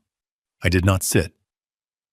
I stood at the head of the table, looming over Marcus and Sylvia. Up close, I could see the fraying threads on Marcus's cuffs. I could see the terror behind Sylvia's heavy makeup. They were holding their breath, waiting for the transaction to close. Tyler slid a glass of champagne toward me. "To family," he said, raising his own glass. "To legacy. And to the future." I looked at the bubbling liquid. It looked expensive. It probably cost more than the hourly wage of the men who poured the foundation for this building. I picked up the glass. The room went silent again, anticipating a toast. I looked at Madison. She was smiling, nodding, encouraging me to play my part in her play. She wanted the oil baron. She wanted the eccentric billionaire. I turned to face the room. I looked at the investors. I looked at the friends. I looked at the people who had bought tickets to a show that was about to be canceled. I am not here to toast, I said, my voice carrying to the corners of the room without shouting. I am here to clarify a few accounting errors. Tyler's smile faltered. Dad, let's not do this now, he said, stepping forward. Sit down, Tyler, I snapped. The command crackled with the authority of 40 years running job sites. Tyler sat. I placed the leather binder Leonard had given me on the table. It landed with a heavy thud right next to the blue decoy folder Madison was guarding. You seem to be under the impression that you are attending a wedding rehearsal, I continued. You seem to believe that you are in the presence of wealth and status. My daughter has told you that I am an oil tycoon. She has told you that I am dead or senile depending on which day you asked her. I paused. I saw Marcus Donovan stiffen. I saw Sylvia reach for her husband's hand. I am neither dead nor senile, I said. I am a retired construction contractor. I built bridges. I poured concrete. I made a good living by working hard and saving every dime. I do not have $50 million in a trust fund. That blue folder my daughter is holding is a prop. I planted it in my safe this morning because I knew she would break into my house to steal it. Madison gasped. She looked down at the blue folder as if it had turned into a snake. It is fake, Madison, I said. Just like this wedding. Just like your fiancé's career. Just like his parents' fortune. Tyler stood up, knocking his chair over. That is a lie. He is confused. Get him out of here. I opened the leather binder. I have copies for everyone, I said, pulling out the mugshot of Marcus Donovan. This is Dr. Donovan. He isn't retired. He lost his medical license for operating while high on opioids. He is currently unemployed and insolvent. I pulled out the foreclosure notice. This is the Donovan estate. It is owned by the bank. They are being evicted in 12 days. I pulled out the IRS audit letter. This is Sylvia Donovan's charity. It is currently under federal investigation for fraud. I threw the papers onto the table. They scattered across the white linen, sliding over the untouched appetizers. This is not a marriage, I said, looking at the stunned faces of the guests. This is a merger of debts. They are all broke. And they invited you here to watch them try to rob the only man in the room who actually paid off his mortgage. The room erupted. The valet looked at my truck with a sneer that vanished the moment I stepped out. It wasn't just the tuxedo that changed his mind. It was the way I wore it. I didn't look like a man going to a costume party. I looked like a man who owned the block. The Tom Ford suit was midnight blue, so dark it swallowed the light under the street lamps. It was cut from Italian wool that felt like water against my skin, and it fit differently than my work clothes. My canvas jackets and denim jeans were armor against the elements, designed to take a beating. This suit was a weapon designed to deliver one. It squared my shoulders and lengthened my spine. It didn't restrict my movement. It amplified it. When I buttoned the jacket, I felt a click in my psyche, like a safety being disengaged on a rifle. I adjusted the cuffs. The Patek Philippe watch on my left wrist caught the light. It was a heavy piece of machinery, silent and precise, worth more than the down payment on the house Madison was trying to steal. I had never worn it in front of her. I had kept it in a safety deposit box, not because I was afraid of losing it, but because I didn't want her to love me for the gold on my wrist. I wanted her to love the calluses on my hands. That was a mistake. I see that now. People like Madison and the Donovans don't speak the language of labor. They only speak the language of luxury. So tonight, I was fluent. Leonard walked beside me, carrying the leather binder. He wore a gray suit that looked like it had seen a few courtrooms, but he walked with the same predatory grace I felt. We didn't speak as we entered the Gilded Steer. We didn't need to. We were on a mission. The lobby was a temple to excess. Dark mahogany paneling, velvet drapes, a chandelier that looked like a frozen explosion of crystal. The air smelled of expensive steak and old money, or at least the imitation of old money. The hostess, a young woman with a clipboard and a practiced smile, looked up as we approached. Her eyes scanned me. She saw the cut of the suit. She saw the watch. She saw the way I didn't look around for approval. Her smile shifted from professional to deferential. "Right this way, sir," she said, before I even opened my mouth. "The Donovan party is in the executive room." I nodded. I didn't thank her. Men who own the building don't thank people for letting them in. I walked past her, my footsteps muffled by the thick Persian rugs. The hallway was long lined with oil paintings of cattle barons and oil derricks. The irony was so thick I could taste it. This was the fantasy Madison had sold them. This was the stage she had set. And I was the lead actor who had finally decided to show up for the performance. We reached the double doors at the end of the hall. They were solid oak, heavy and imposing. I could hear the hum of conversation from the other side. Laughter. The clinking of silverware on fine china. The sound of a toast being made. It was the sound of people celebrating a robbery they thought they had gotten away with. I stopped. I placed my hand on the brass handle. The metal was cool under my palm. I took a breath. Not a nervous breath. A centering breath. The kind you take before you swing the sledgehammer at a load-bearing wall, knowing that once you strike, the structure will never be the same. I pushed the doors open. The room was bathed in the soft golden glow of vintage sconces. A long table stretched down the center, covered in white linen and crystal. There were about 30 people seated. Men in shiny suits that looked expensive from a distance but cheap up close. Women with hair sprayed into helmets of blonde and jewelry that sparkled too aggressively.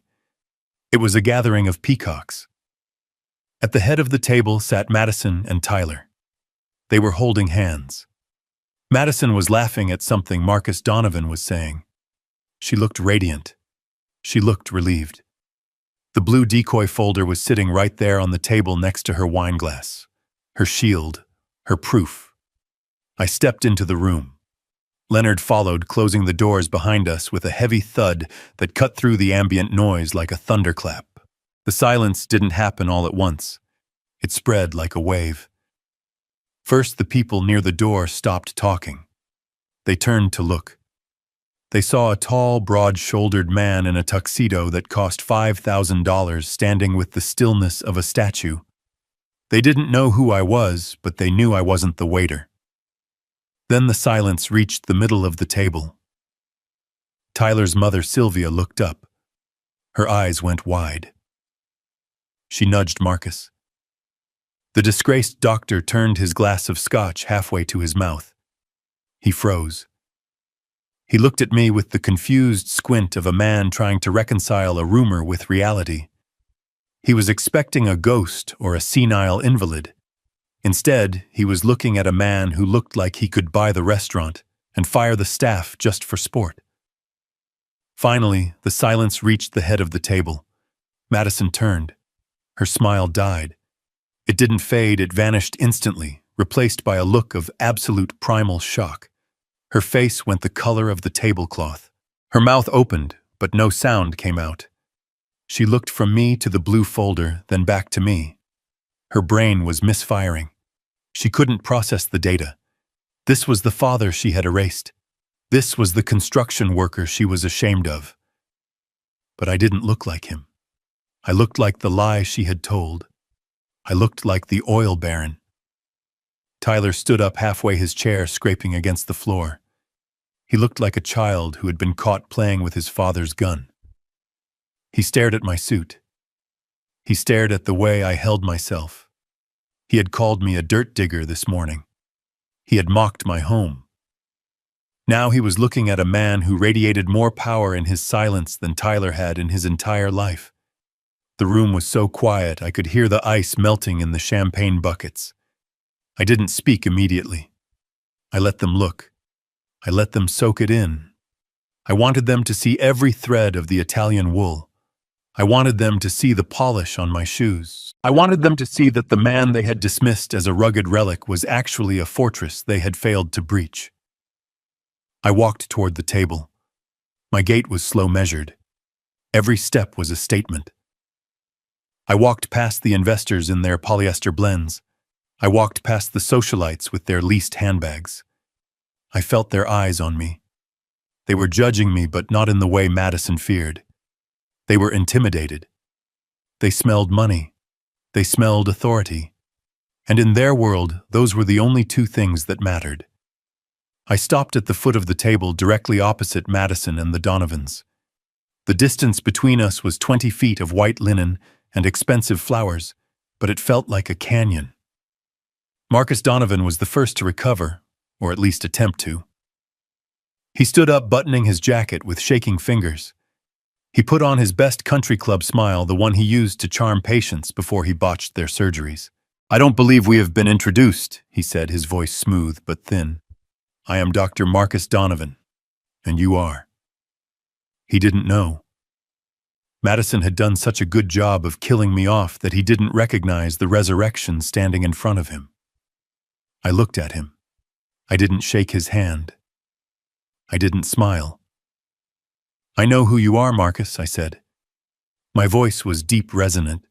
It carried to every corner of the room without effort. "I know about the license. I know about the opioids. I know about the foreclosure." Marcus flinched as if I had slapped him. The smile dropped.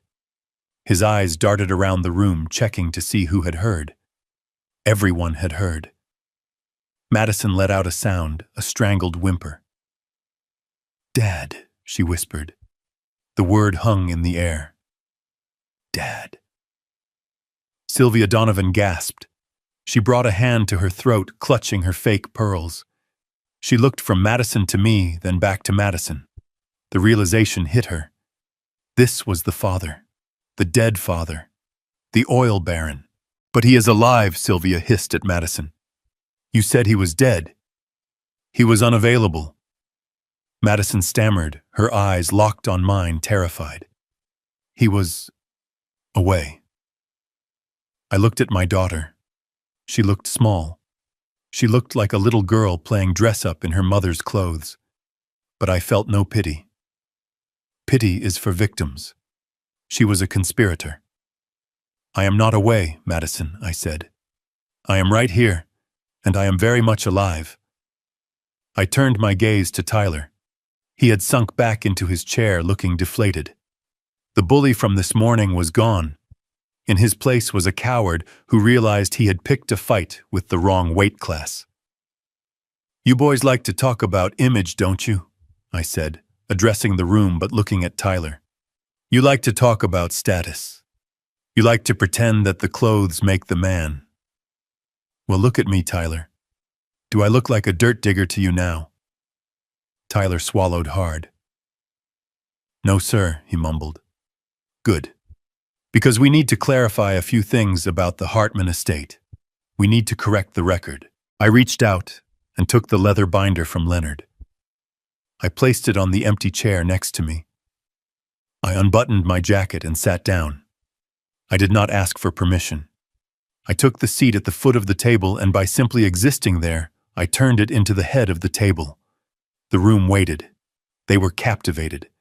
They were watching a train wreck, and they couldn't look away.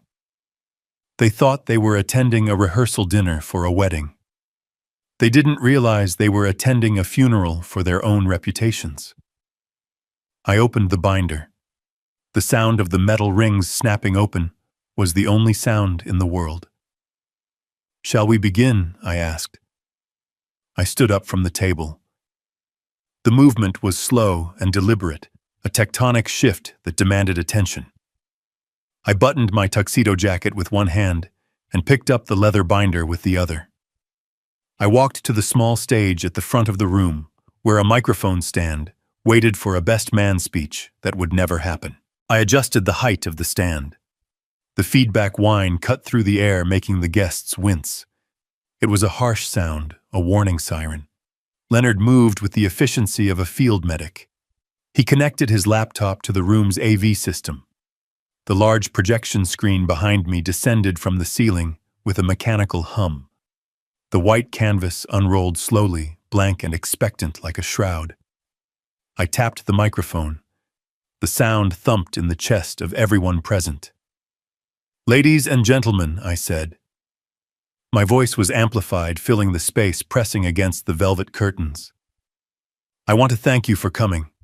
You were invited here to witness a union, to celebrate the merging of two families. But before we proceed with the festivities, I think it is important that we review the assets. In my line of work, you never pour concrete until you have tested the soil. And this soil is toxic." I nodded to Leonard. He hit a key. The screen behind me lit up. It was not a slideshow of childhood photos. It was not a montage of the happy couple. It was a screenshot of a text message. It was 10 feet tall. The letters were crisp and black against the white background. It was the message Madison had sent me 3 days ago. "Do not come to my wedding. You are no longer my family. I told them you passed away." A gasp rippled through the room. It was a physical sound, a sucking of oxygen. I saw a woman in pearls cover her mouth. I saw the investors exchange nervous glances. Madison stood up.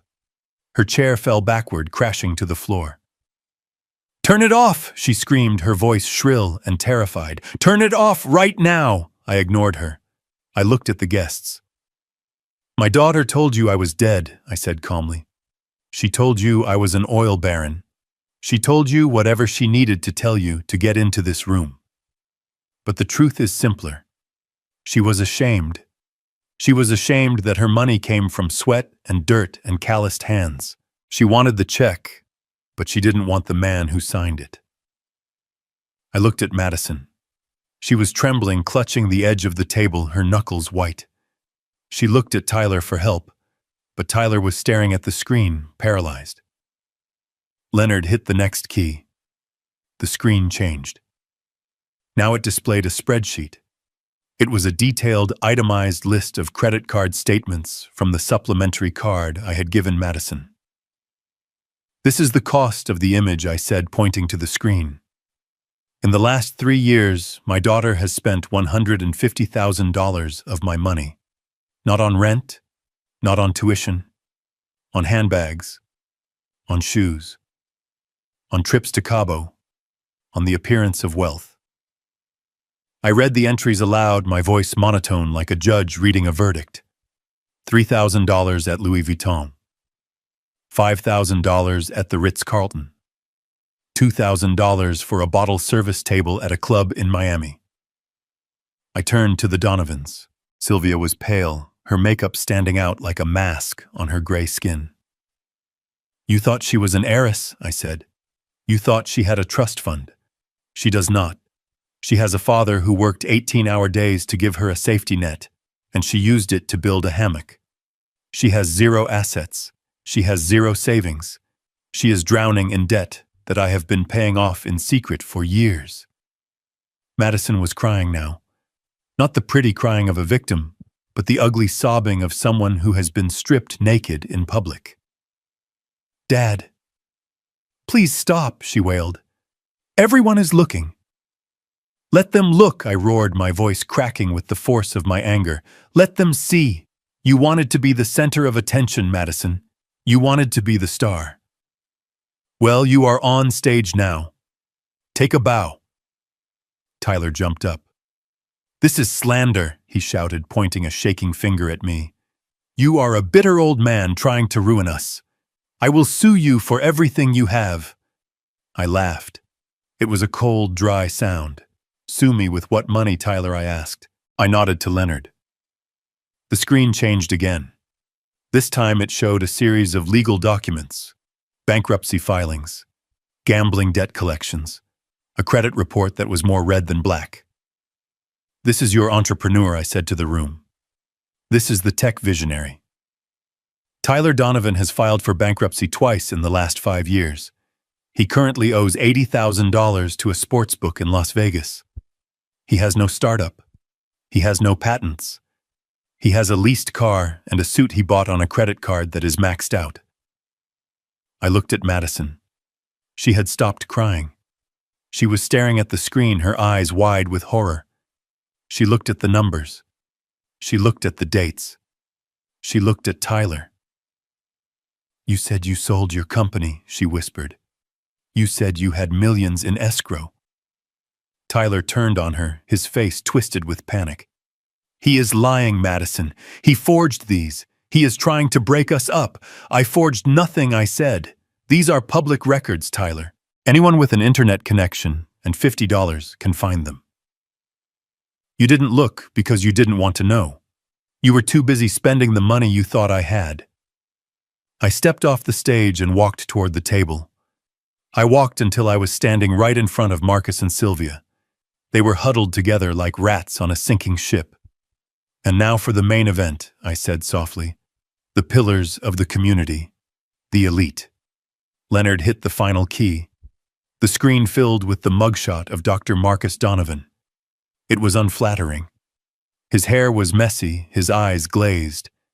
Below it was the text of the medical board's decision to revoke his license for opioid abuse and gross negligence.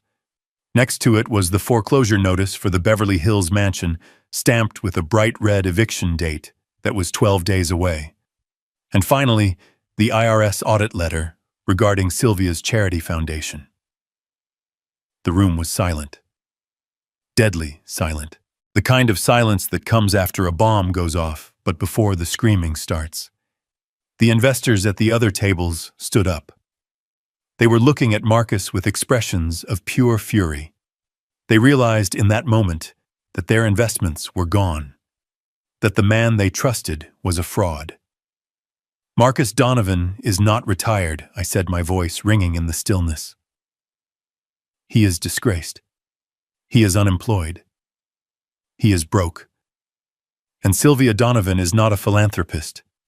She is a thief who is stealing money from orphans to pay for her facelifts." I leaned over the table, placing my hands on the white linen. I looked Sylvia in the eye. "You didn't want my daughter because you loved her," I said. "You wanted her because you thought she was a bailout. You thought my imaginary oil money would save your house. You thought you could use her to pay your debts." Sylvia began to shake. Her facade cracked. The socialite vanished, and beneath was just a scared, desperate woman who had run out of road. We didn't," she stammered. "You did. I cut her off. You conned her, she conned you, and Tyler conned everyone. It is a perfect circle of lies." I stood up straight and buttoned my jacket. I felt light. I felt clean. The weight of the secret was gone. I looked at Madison one last time. She was sitting in the wreckage of her fantasy. She looked at Tyler, who was looking at the floor. She looked at his parents, who were looking at each other with hatred. She looked at the guests, who were looking at their phones, presumably canceling their checks. Then she looked at me. "Dad," she said, her voice small and broken. "Dad." "I didn't know. I know you didn't," I said. "Because you never asked. You never looked past the truck, Madison. You never looked past the flannel. You saw what you wanted to see, and now you see the truth." I gestured to the room. "This is your wedding, Madison. These are your people. This is the life you chose. You wanted elite. You wanted status. Well, here it is. It is bankrupt. It is fraudulent. And it is all yours." I turned to Leonard. "We are done here, Leo." We walked toward the door. The silence held for 3 seconds. Then the chaos began. I heard a glass break. I heard Marcus Donovan shouting at Sylvia. I heard Tyler screaming at Madison. I heard the investors demanding answers. I didn't look back. I pushed the heavy oak doors open and stepped out into the hallway. The air in the corridor was cool and quiet. The framed photos of oil barons looked down at me. I winked at one of them. We walked to the lobby. The hostess smiled at us, oblivious to the carnage in the back room. "Have a good night, sir," she said. I will, I said. I really will. We walked out to the valet stand. My truck was waiting there shiny and solid amidst the sea of luxury cars. I tipped the valet $100. He looked at it, then at me, then at the truck. Nice tux, boss, he said. Nice truck, son, I replied. I got in. Leonard got in the passenger seat. I started the engine. The rumble of the V8 was the best sound I had heard all day. As we pulled away, I saw the first police cruiser turning into the parking lot. Lights flashing. I had called them on the way out. Trespassing. Fraud. Breach of peace.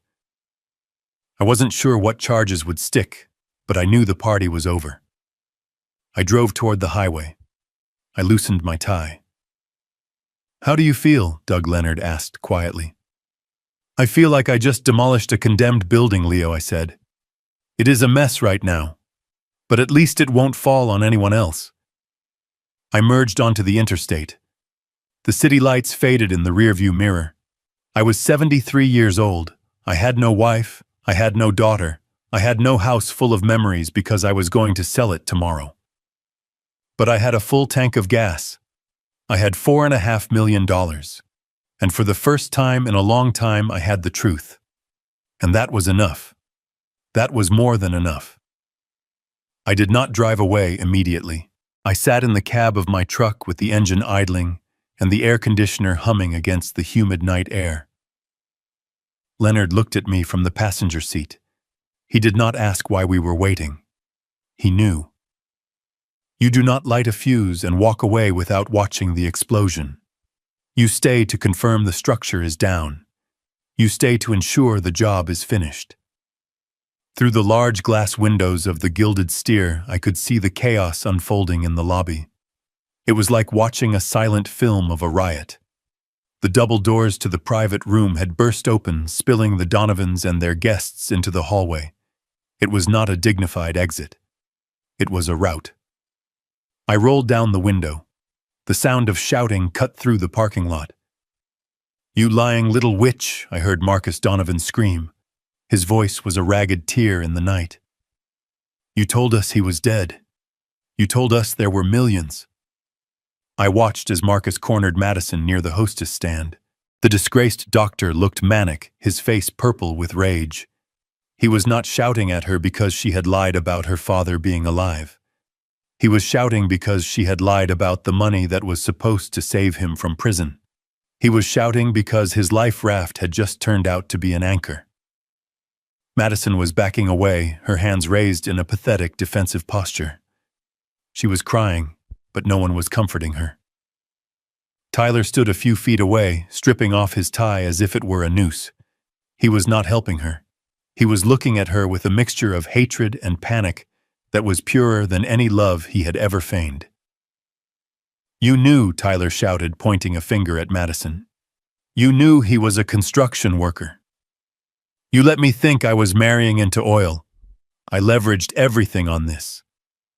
You used me, Madison shrieked back, her voice cracking.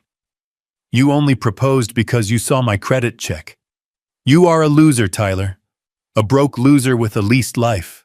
Sylvia Donovan threw her purse at Madison. It missed hitting a waiter who was trying to intervene. You ruined us, Sylvia wailed. We are going to lose the house. We are going to lose everything because of your trash family. It was a feeding frenzy. The sharks were starving and they had turned on each other. They were tearing strips off one another, trying to assign blame for a disaster they had all built together. It was ugly. It was violent.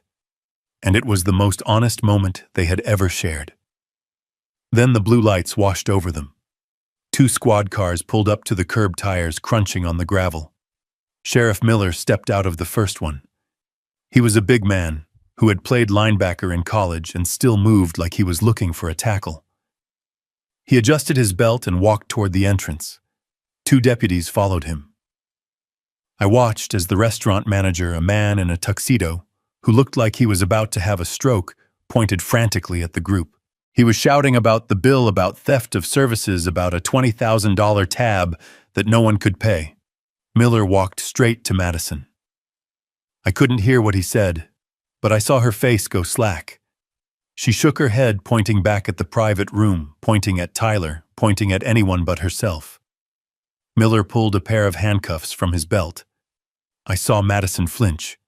She tried to pull away, but the deputies were there. They spun her around. The metal cuffs flashed under the lobby chandelier. They were not arresting her for the bill. That was a civil matter.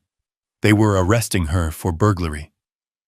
I had sent the video of her breaking into my safe to Miller an hour ago. Breaking and entering. Destruction of property. Attempted grand larceny. It was all there in high definition. Tyler tried to run. It was a stupid instinct born of panic. He bolted toward the side exit, pushing past his mother. He didn't make it 3 steps. One of the deputies tackled him into a display of decorative plants. The pot shattered. Tyler went down screaming about his rights, about his lawyer, about his shoulder. They dragged him up. He was limp, crying like a child. They cuffed him too. Leonard had found an outstanding warrant for Tyler in a neighboring county for check fraud. It was a small charge, but it was enough to put him in the back of a cruiser tonight. The guests, the investors, and the hangers-on were scattering like cockroaches when the lights come on. They were rushing to their cars, trying to distance themselves from the stench of failure. Marcus and Sylvia stood alone in the lobby, watching their son and their golden ticket being hauled away. They looked old. They looked broken. The IRS agents would be coming for them soon enough. Tonight was just the preview. The deputies led Madison and Tyler out the front doors. Madison looked up. She saw my truck idling in the shadows. She saw me sitting there in my tuxedo, my arm resting on the window frame. Our eyes met. She stopped fighting. She stopped screaming. She just looked at me. In that moment, the entitlement was gone. The arrogance was gone. There was only the stark realization that she had gambled her father's love for a chance at a stranger's money, and she had lost both. She mouthed the word "Dad."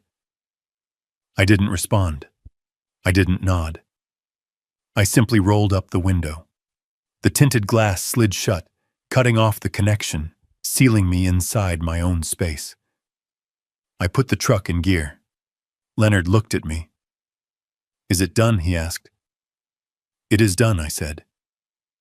I pulled out of the parking lot, driving past the police cars, past the weeping Donovans, past the wreckage of the rehearsal dinner. I didn't speed. I drove with the steady calm of a man who has finished a long, hard job and is finally going home to rest. The bridge was burned, the dust was settling, and the road ahead was wide open. The morning after the arrests, I did not sleep in. I woke up at 5 o'clock out of habit, the sun just beginning to bleed through the blinds of a bedroom that felt like a stranger's. The house was quiet, but it wasn't a peaceful quiet. It was the silence of a tomb. I walked through the rooms, touching the door frames I had installed, the walls I had painted. I felt nothing. The spirit of the house had left the moment Madison tried to rob it. It was just wood and sheetrock now, a structure that had served its purpose and was now obsolete. I called a realtor I knew, a woman named Sarah, who sold houses the way I built bridges, with no nonsense and a focus on the foundation. "I want it gone, Sarah," I said into the phone. "Douglas, the market is soft," she warned. "If you want top dollar, we need to stage it. We need to paint. We need to," I interrupted her. "I don't want top dollar. I want an exit. List it today. Price it to sell by the weekend. Sell it as is." I spent the next 2 days purging. I didn't pack. I threw away. I rented a dumpster and filled it with the debris of a life that no longer fit. The velvet recliner Tyler had mocked went in first. The dining table where we had eaten silent, tense Thanksgiving dinners followed. I went into the attic and found boxes of Madison's childhood things. Old report cards. Participation trophies. A stuffed bear I had won for her at a county fair. I held the bear for a long moment, remembering the way she had squealed when I handed it to her. Then I tossed it into the dumpster. That little girl didn't exist anymore. Keeping her toys felt like keeping a shrine to a ghost. I kept very little. My tools, my books, a few framed photos of my late wife. I packed them into 3 plastic bins. That was it. 73 years of life distilled down to the essentials. On the 3rd day, Sarah brought me an offer. It was from a young couple, a mechanic and a nurse who were expecting their first child. They didn't have much money, but they had steady jobs, and they looked at the solid oak floors with appreciation, not disdain. I accepted the offer. I signed the papers on the kitchen counter. When I handed the keys to the young mechanic, he shook my hand with a grip that was firm and calloused. "I will take care of it, sir," he said. "I know you will, son," I replied. "It is a good house. It just needs a new family." With the check from the house sale deposited into my account alongside the millions Madison had tried to steal, I had one more stop to make before I left town. I drove to the local vocational college, the place where I had learned to weld 50 years ago. I walked into the dean's office in my work boots and flannel shirt. "I want to start a scholarship," I said. The dean looked surprised. "That is very generous, Mr. Hartman. What are the criteria?" "It is for the kids who want to build things," I said. "For the ones who aren't afraid of dirt. For the ones who know that a hard day's work is its own reward. And I want a clause. If they ever lie about who they are or where they came from, they lose the money." I wrote a check for $250,000. It felt better than writing a check for a wedding venue. It felt like planting seeds in fertile ground instead of throwing cash into a fire. Then I drove to the RV dealership on the edge of the highway. I had driven past it 1,000 times over the years, looking at the gleaming metal beasts and dreaming of a day when I wouldn't have a schedule. That day was today. I didn't browse. I knew what I wanted. I walked straight to the back of the lot to the custom line. I pointed at a 45-foot Class A motorhome. It was a masterpiece of engineering. A diesel pusher with a chassis that could handle mountain passes and an interior that was nicer than the Ritz-Carlton. It had marble countertops, heated floors, and a king-sized bed. It was a fortress on wheels. "I will take it," I told the salesman. "We can arrange financing," he offered, eyeing my truck. I pulled out my phone and opened my banking app. "I will wire the funds," I said. "I want to drive it off the lot in an hour." An hour later, I was sitting in the driver's seat. The engine rumbled beneath me, a deep, powerful vibration that felt like freedom. I transferred my 3 bins of belongings into the storage bays. I locked my truck and left it there with the title on the seat and a note for the salesman to sell it or scrap it. I didn't need it anymore. I sat in the captain's chair and looked at the dashboard. It was lit up like a cockpit. I adjusted the mirrors. I checked the fuel gauge. Full. I entered a destination into the GPS. Not a specific address, just a direction. West. I wanted to see the Grand Canyon. I wanted to see the Pacific Ocean. I wanted to see places where the only thing that mattered was the scale of the horizon. I released the parking brake. The massive vehicle hissed and began to roll forward.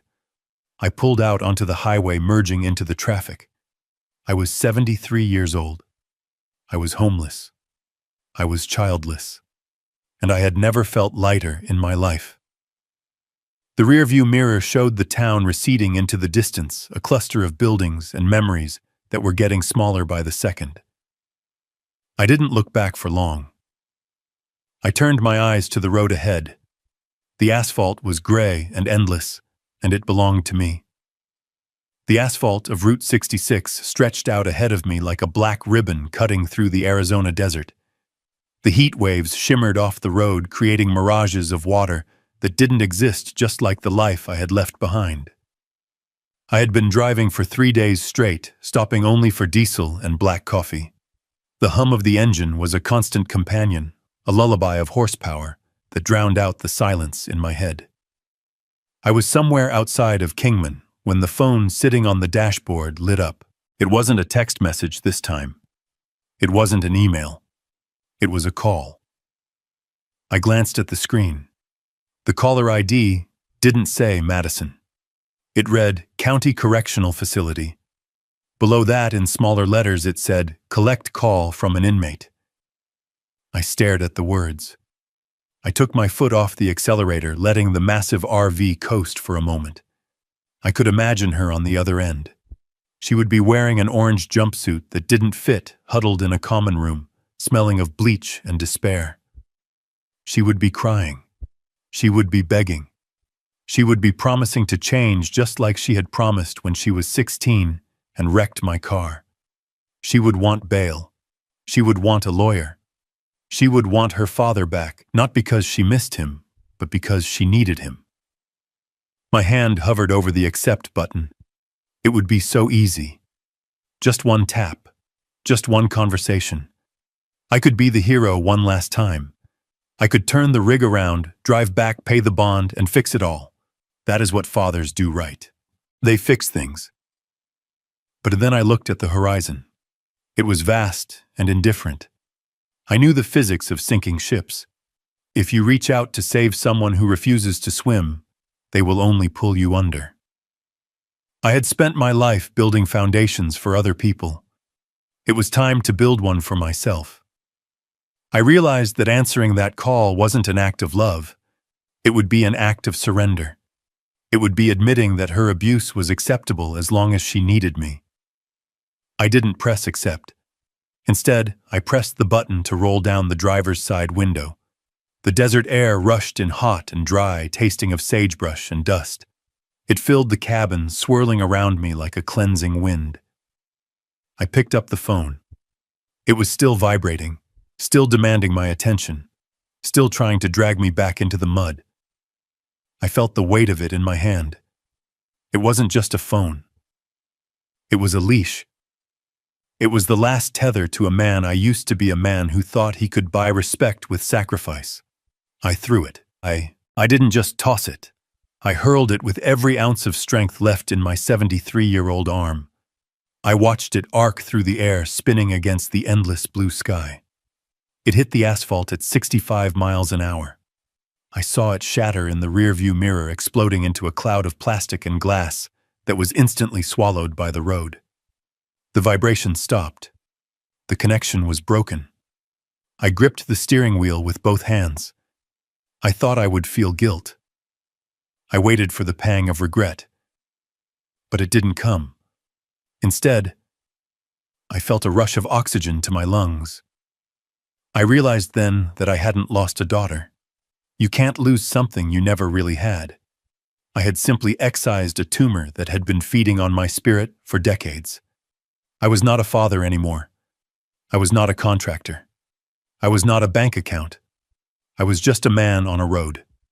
The horizon was wide and empty, and for the first time in my life, it didn't owe me anything, and I didn't owe it a damn thing.